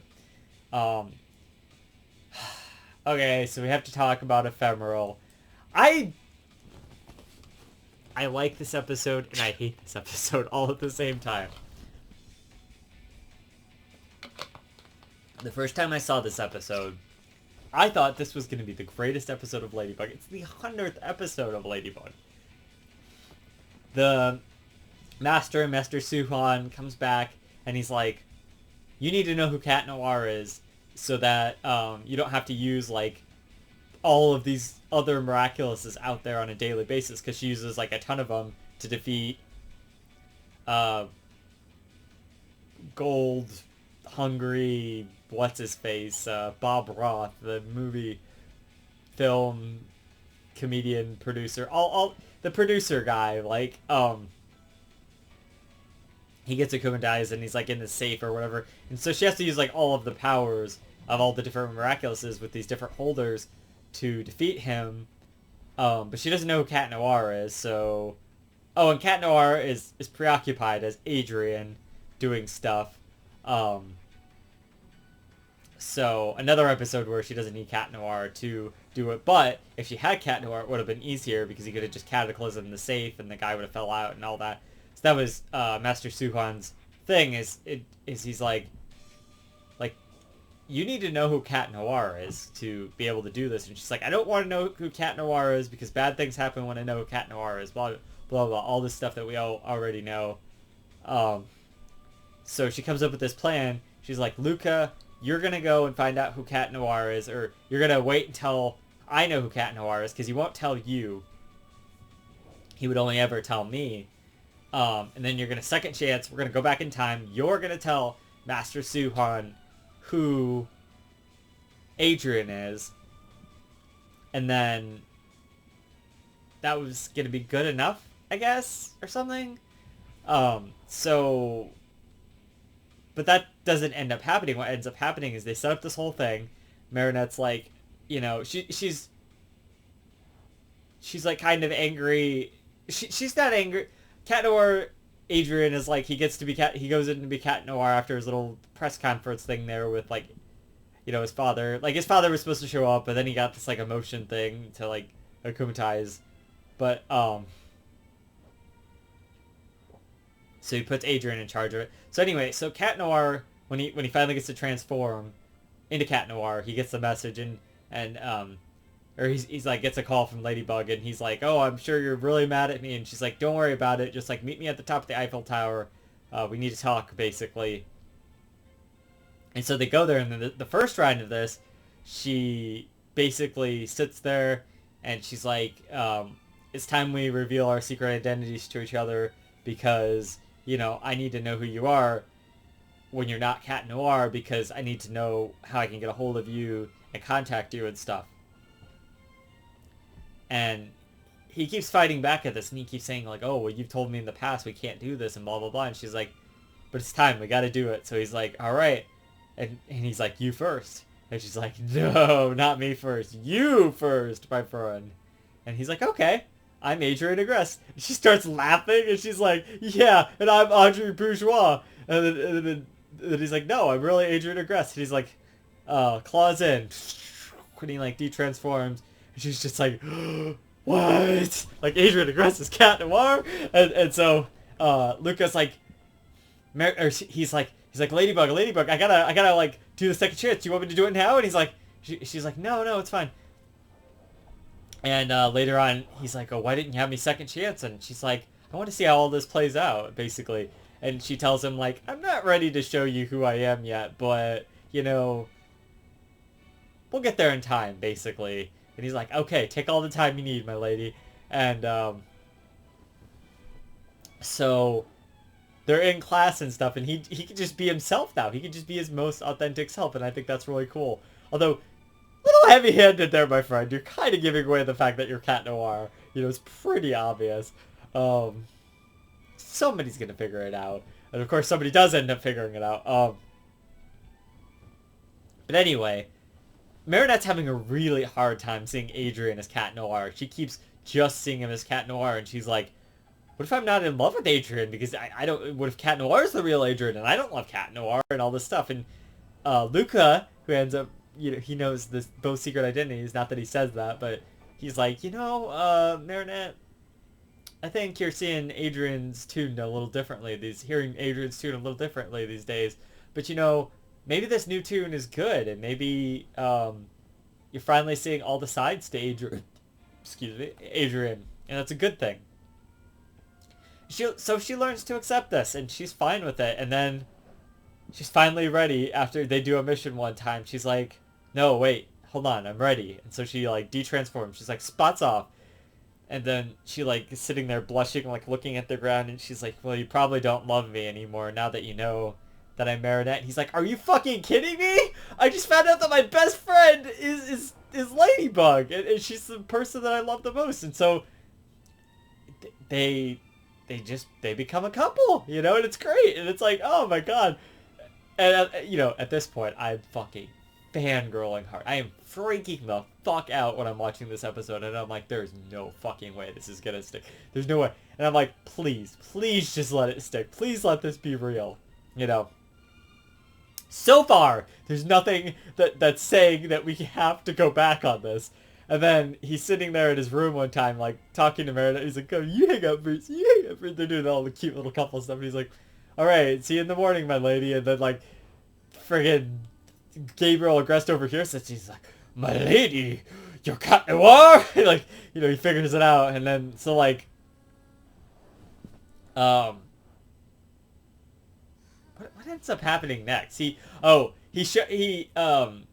find Shadow Moth or something down in the lair, and he ends up revealing to himself, like, to Adrian, he's like, yes, I know who you are, son, and he's like, this is why I've been doing all of this for the mom, and then, so he gets akumatized,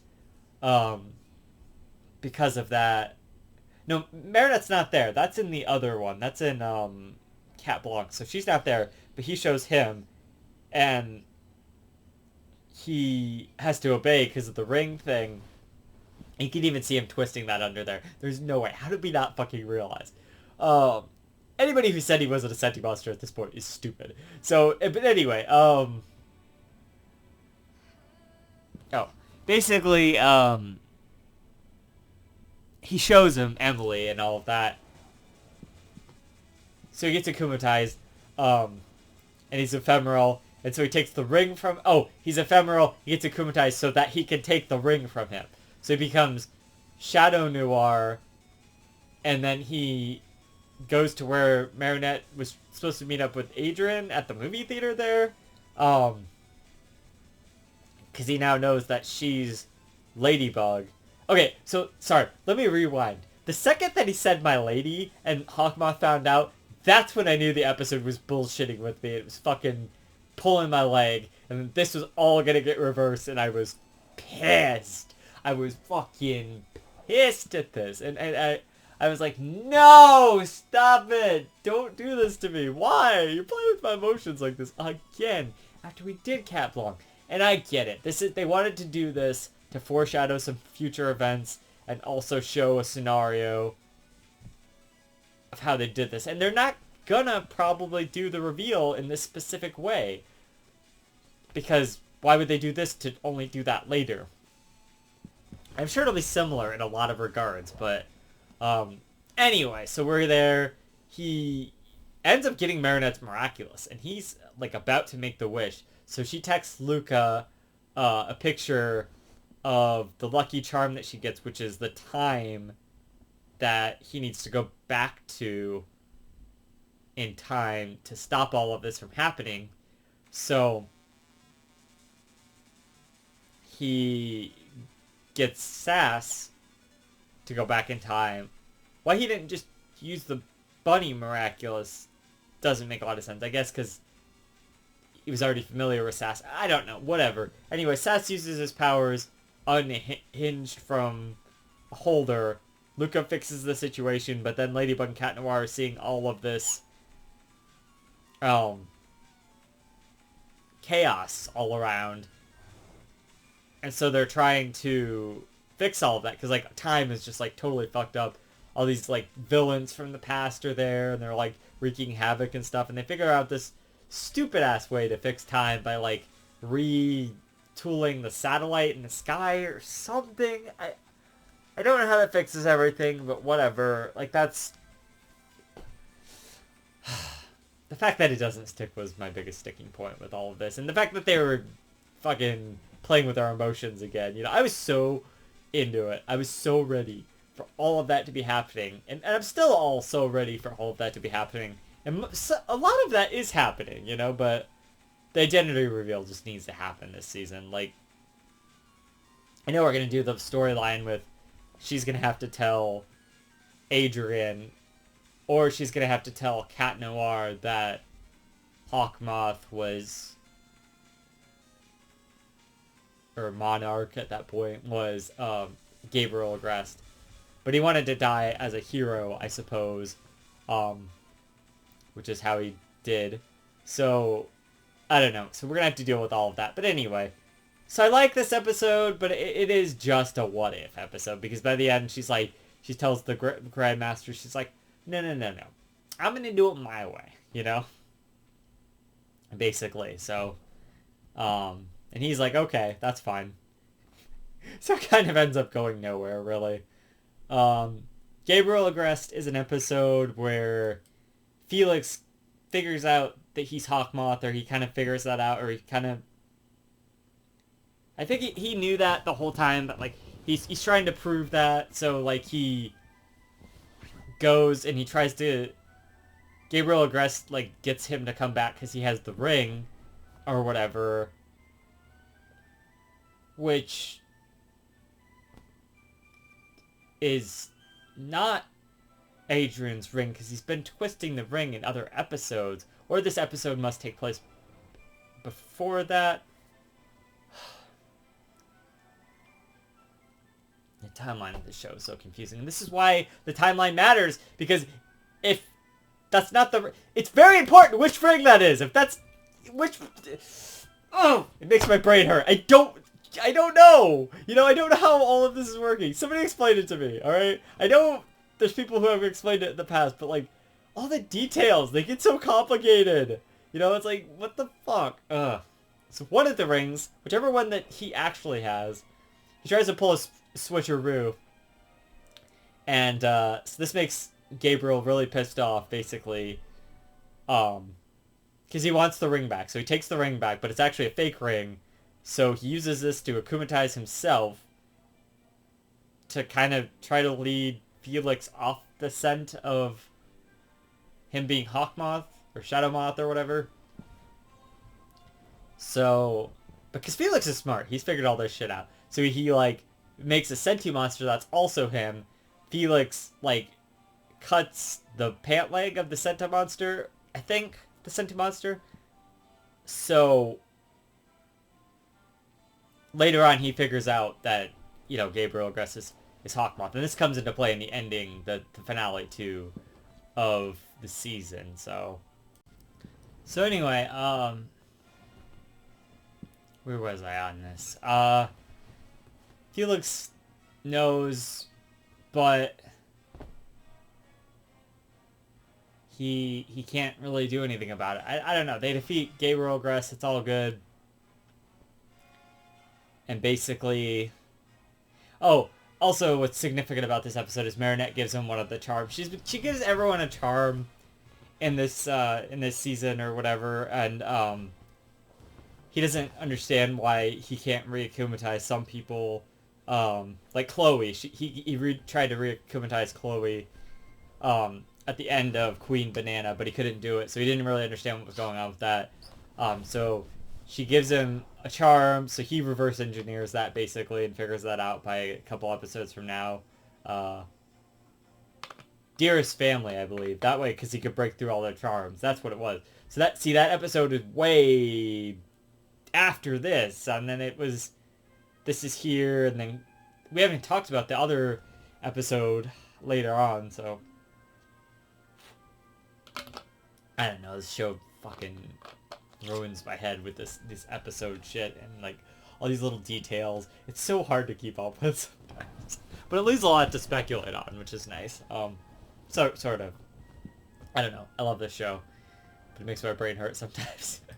So, yeah, basically. And then so now he knows, and he puts like a fake Miraculous of the hawk, or the butterfly and the peacock in the safe there, which we'll see in the finale. Alright, so Psychomedian, which was actually like episode 5 of the season or something, but it like came out like way later on. Basically, Marinette sees Adrian laughing over there, like across the way, when she's like trying to explain stuff to her friends about Adrian, and she's doing all her wild gestures and whatever.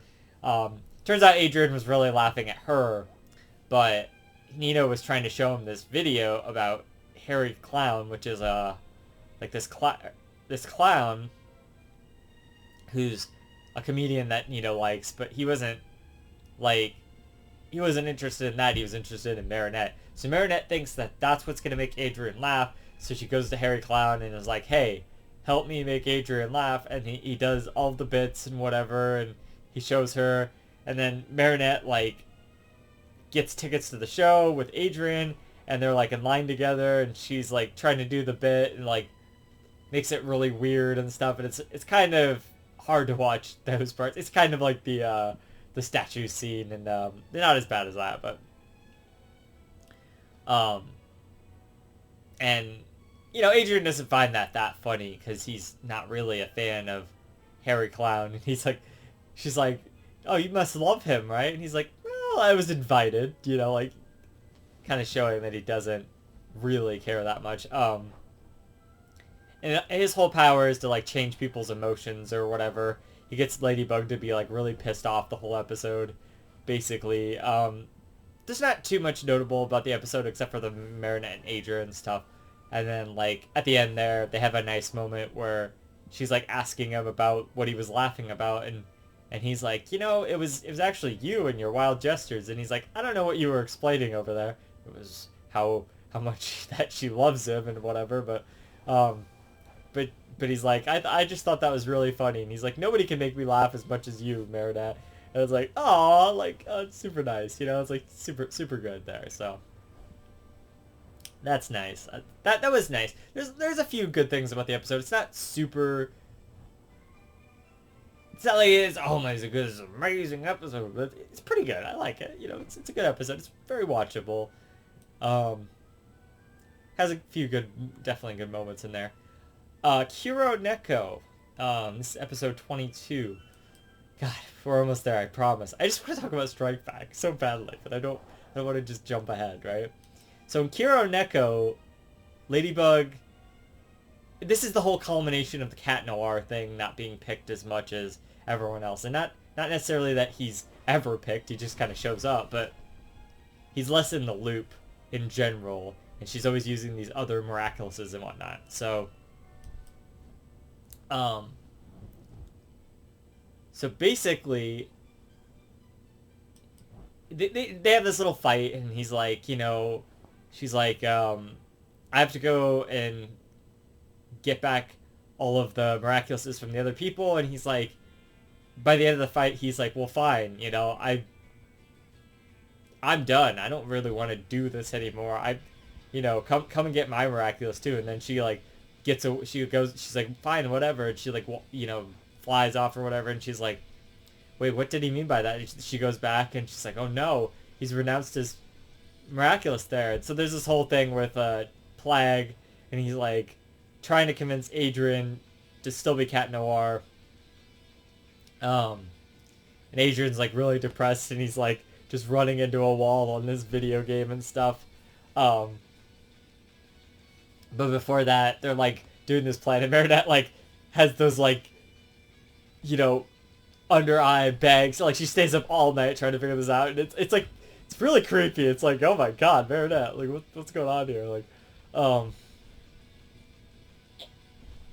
she's trying to figure out who she can give the Miraculous to, but then Plague just says like, hey, you know, let me do it. I've got the perfect guy. Master Fu was between two people, and it's like, bullshit. Fuck you, Plague. He wasn't between two people. That's all he could do, though. I get it. He's like, oh, this other guy was just as good and almost better. We liked him better, me and Tiki. And he's like, Tiki, just smile and nod. And she's like, the whole time. And so he ends up trusting Plague to give the Miraculous to this person, who's just Adrian. But he's like, you know, you can still be Cat Noir, but you shouldn't be that Cat Noir. You need to be the Cat Noir that Ladybug wants you to be, or whatever, and then everything will work out, because then you won't be in love with Ladybug, you'll be playing a different character. And he's like, I don't know if I could do that, Plague. I don't know, man. And he's like, just be the Adrian that you are, calm and, you know, collective, like you are with your father. And he's like, okay, I can try that. So then he becomes Cat Walker.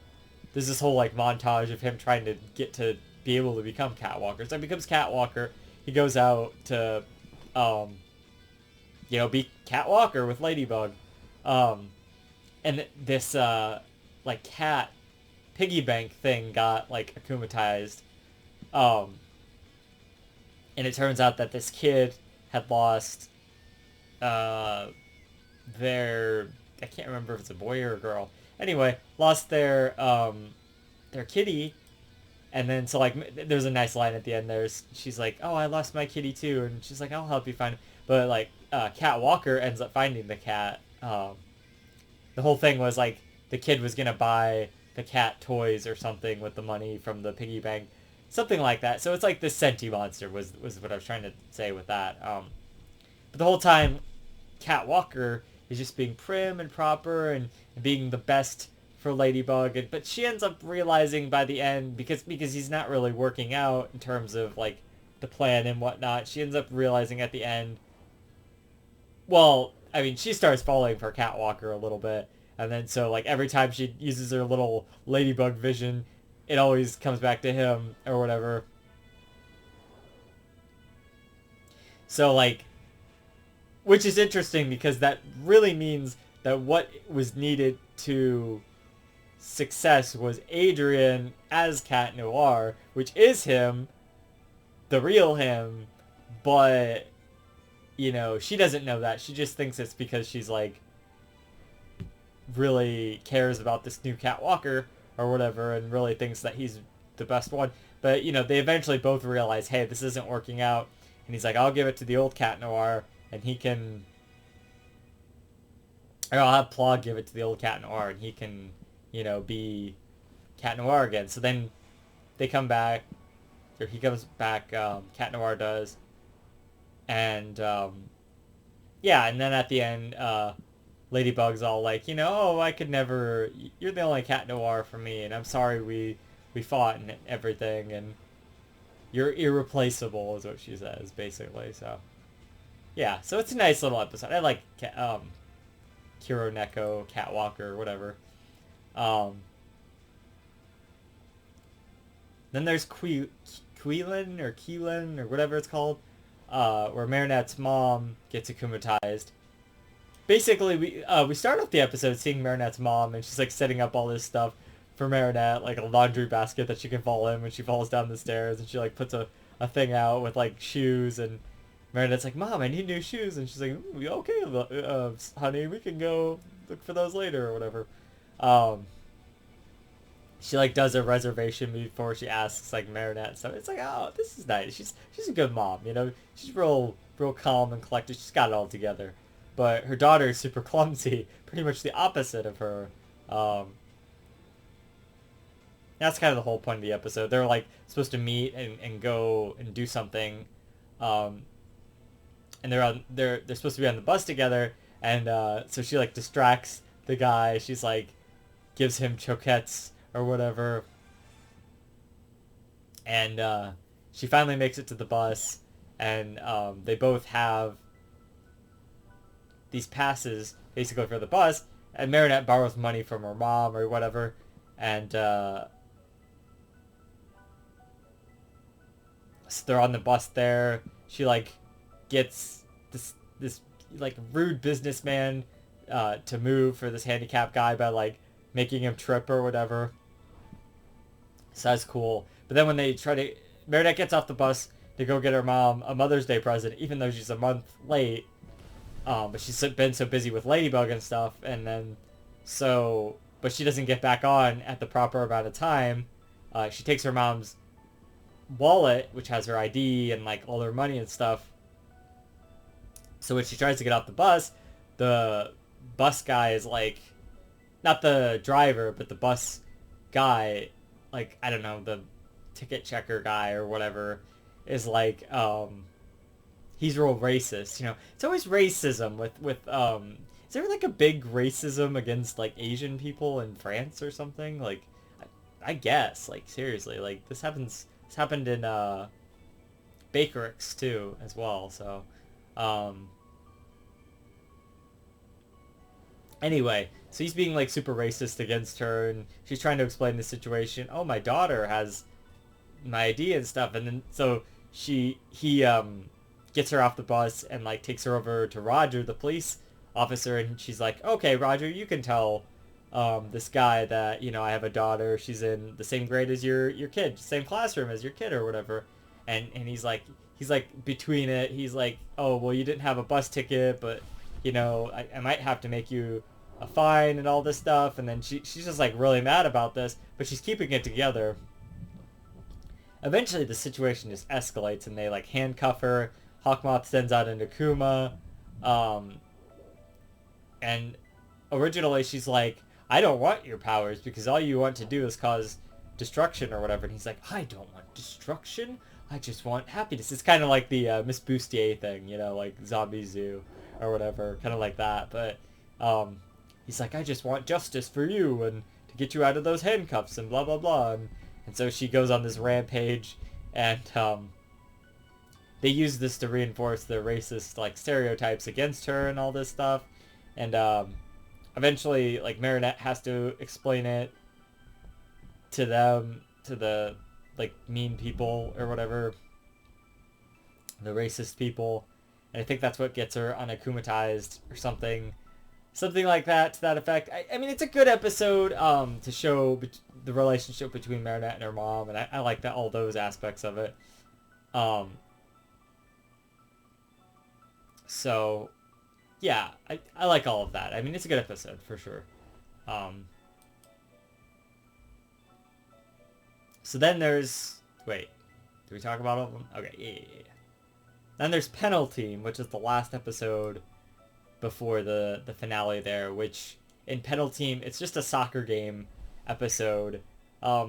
It's thoroughly okay. The reason this episode exists is so that Marinette could give the last, like, 4 or 5 people who didn't have a miraculous, so that in Strike Back we can show, like, them all helping her too. It's like the writers ran out of time and they needed to figure out a reason for that to happen, but it's like superhero soccer between each other. It's a thoroughly okay episode. We see the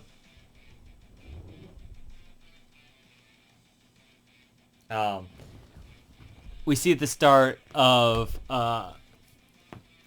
Rooster Bold, which is like Booster Gold or something. Like, I don't know. He has the power to, like, give people, like, other powers or something.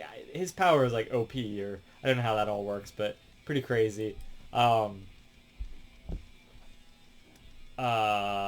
gets the ox. Capra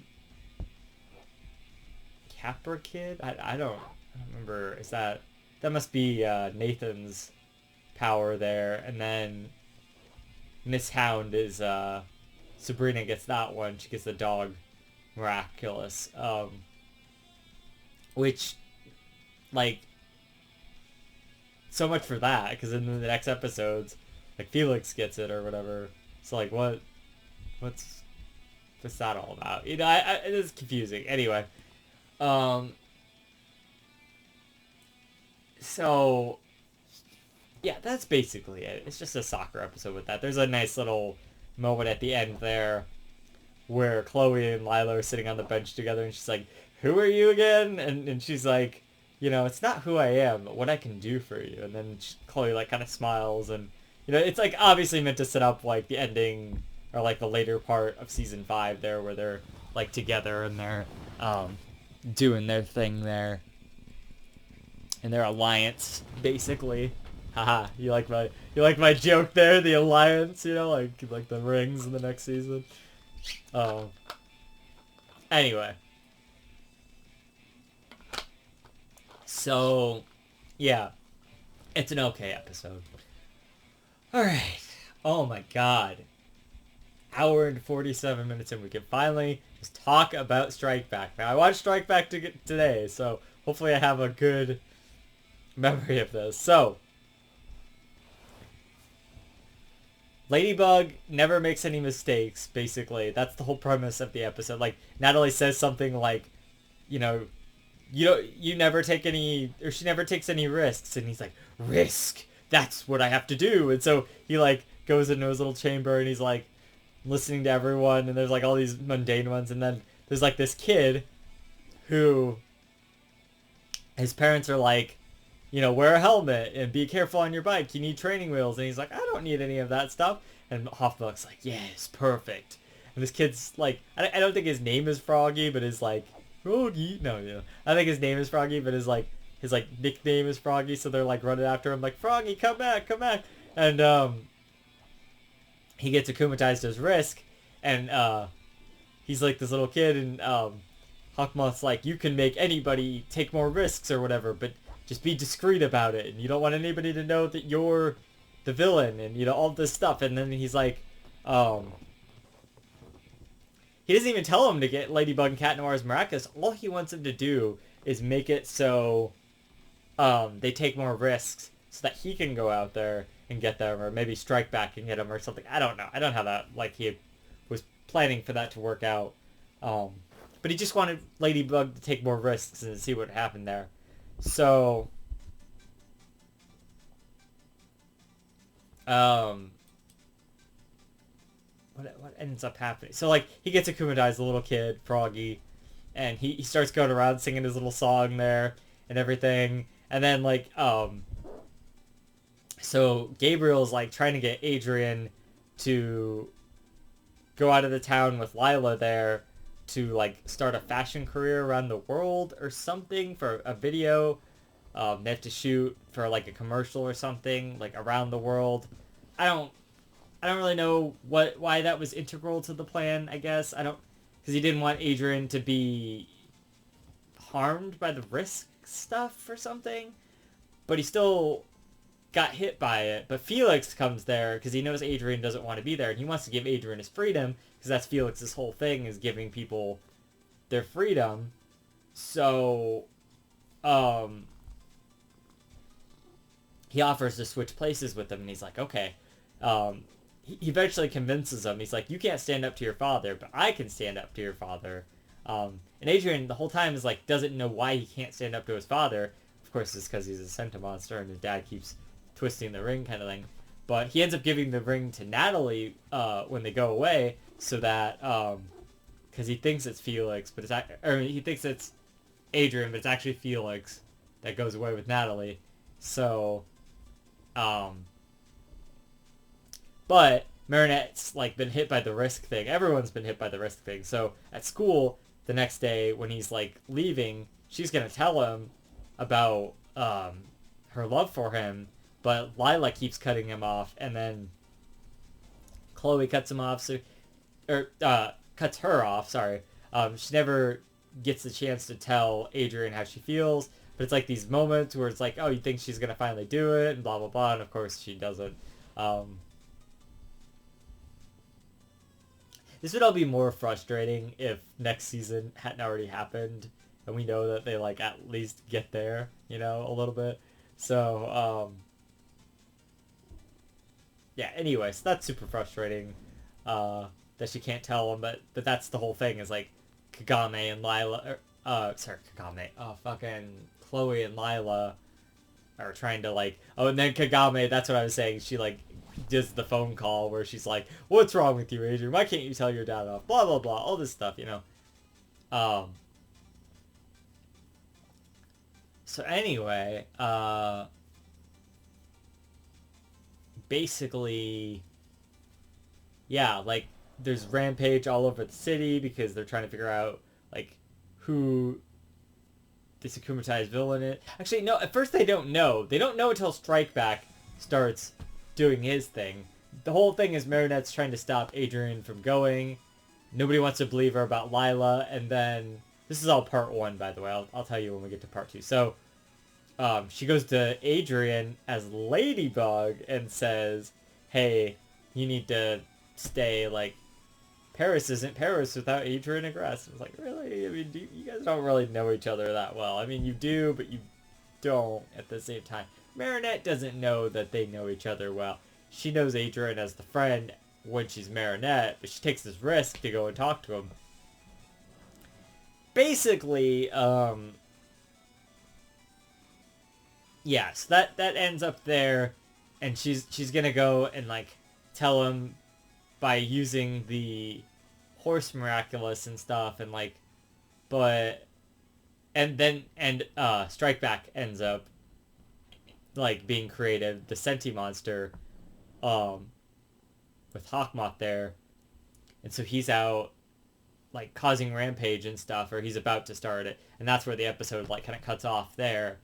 But in the next episode, we pick up, and then,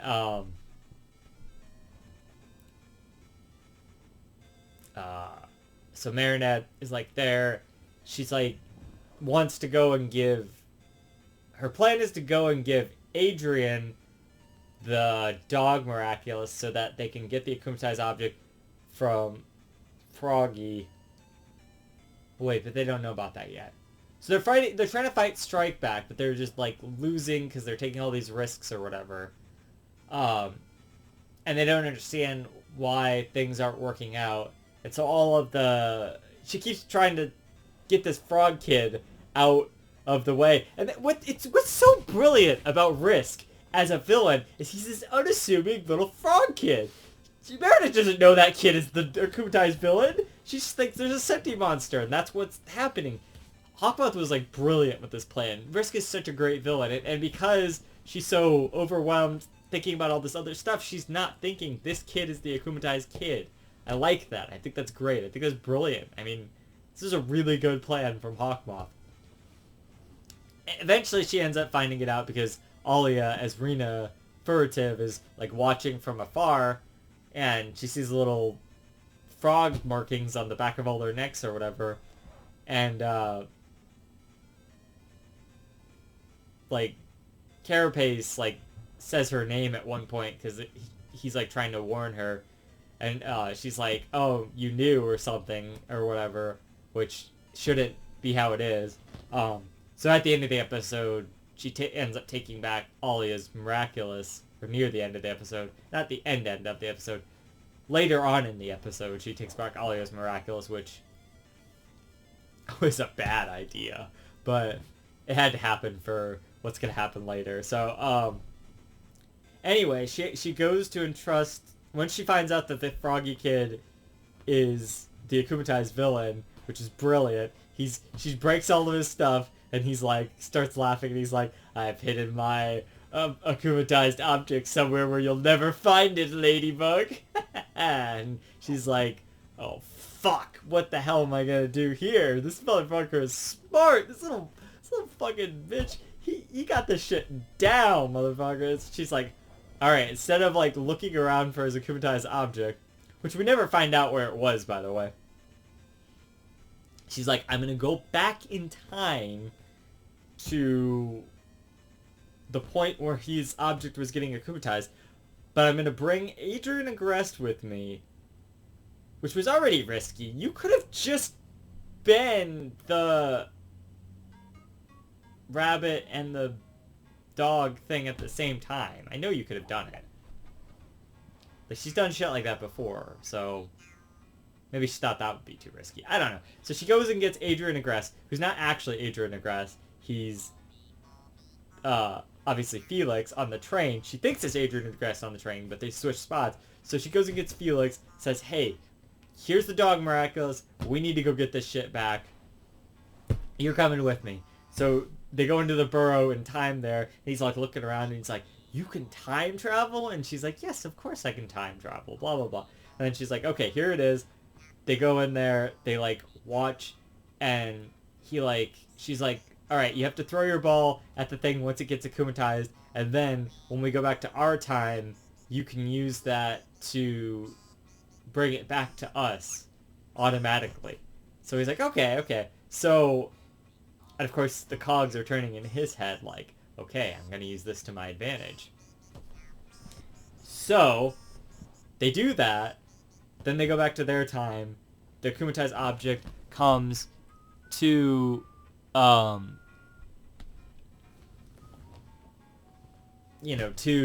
them, and they break it, and then she Miraculous Ladybugs, and then Strike Back is still there, so they have to figure out how to defeat Strike Back.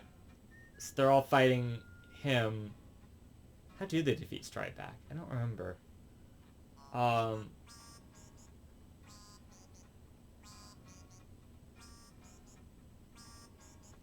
do they defeat Strike Back? I'm trying to think.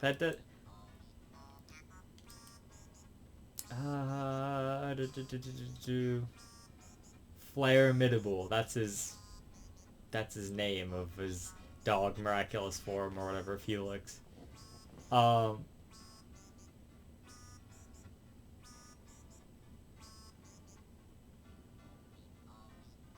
the deakumatize after. Okay, I don't know. It just says they defeat Strike Back. Okay, that's what happens. And then afterwards, she goes and gets back all the Miraculouses or whatever. But before that, when they're still standing on the roof, he he does the little ball thing.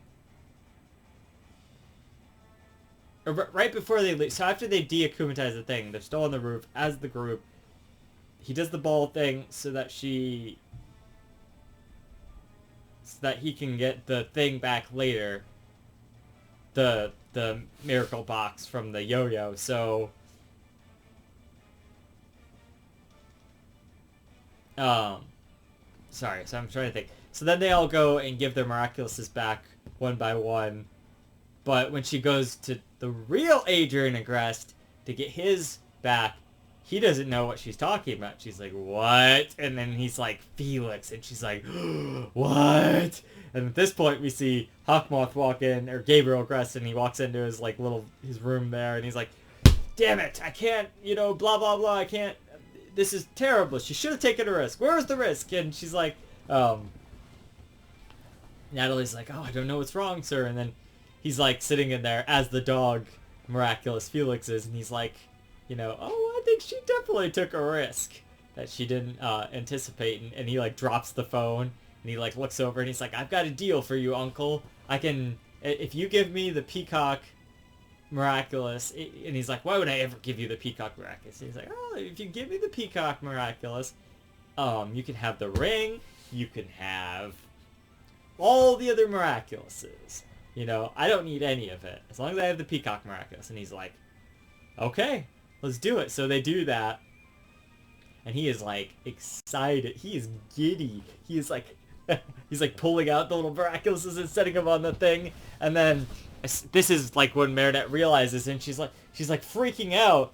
And Adrian's like, maybe you like try de-transforming and then transform back. And she's like, I don't know if I can trust you. What if you're Felix or whatever? And he's like, you just have to trust me. So he like puts her in his bathroom there. She de-transforms, but way too late. Hawkmoth has already got all of the Miraculouses. And then when she re-transforms,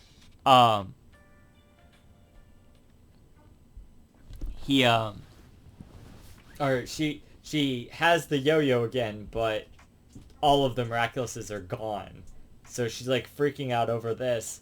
And oh yeah, and like I said, she'd earlier gone and gotten Alia's Miraculous back too, so he even has that. So Hawkmoth has every Miraculous except for the Peacock, the cat, and the Ladybug Miraculouses. So this is great. He's fucking pretty much won. It is insane how good he did in this episode. He never even like this should have been his plan all along, like he had to like get here, but he is definitely now a competent, like super competent villain. Not that he hasn't done great stuff in the past, but it always kind of blew up in his face. He actually won in a lot of ways here, which is great.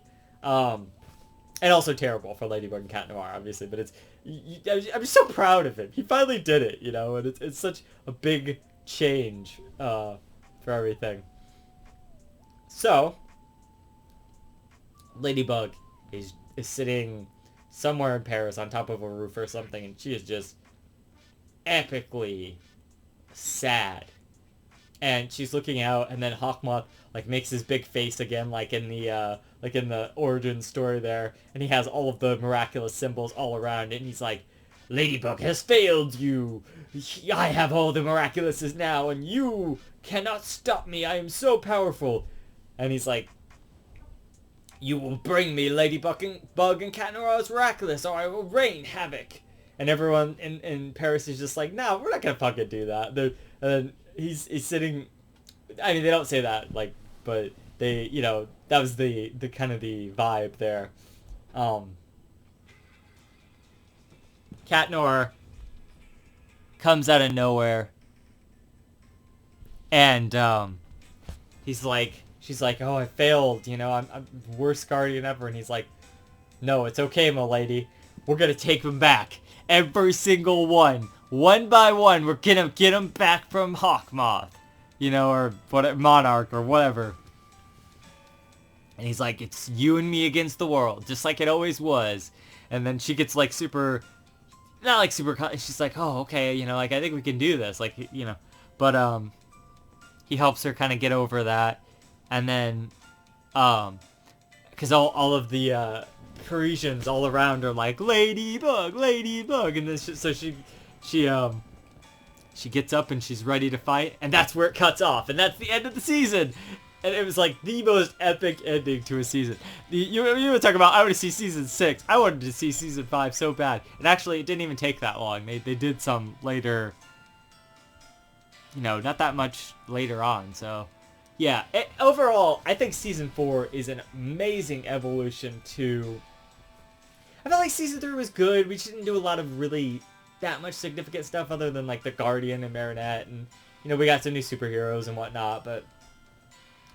the Chloe arc we did in season 3, but season 4 does like so much good stuff. You know, it's like we're so much farther along, and Monarch now, he's got all of the Miraculouses. That's big. That's huge, you know.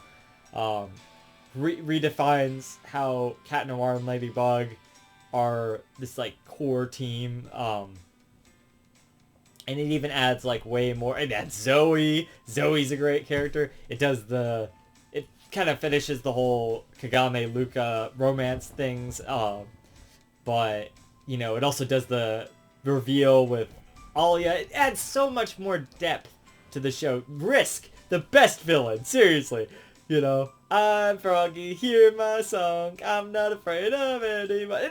Nobody would even fucking know that that's the Kumite. That is so brilliant, and especially when you have this like giant fucking monster thing out there, the Senti monster, like, wreaking havoc. How are you gonna think the little kid is the fucking problem here? It's brilliant. It's so good. And his power is to make Ladybug just take more risks. It's crazy. It's so good. So good. Lots of good villains. Lots of good everything this season. Romance, everything. It all sets up for next season. The big finale to the first arc of Ladybug there. Oh my god. It's so good. It's so good. This is like... if, like, next season is, like, the end game of Ladybug, this is, like, the Infinity War of Ladybug or something, or, you know. It's real good. So, yeah, I love it. 10 out of 10 season right here, Miraculous Ladybug, season 4. So, that's it. We're done, finally. It only took me 2 hours and 6 minutes to talk about this whole fucking season. There's so many complicated things in this season, though. That's the problem. It's like... they add so much depth to it, so... until next time, stick around to join the Bad Girl Coven. You know, this is, magic comes from the heart, and, never forget... blah, blah, blah. Keep it awesome, or something. I don't fucking know. What am I talking about? Subscribe, stick around, like I said, and... I'll see you guys in the next one. Season 5! Emily?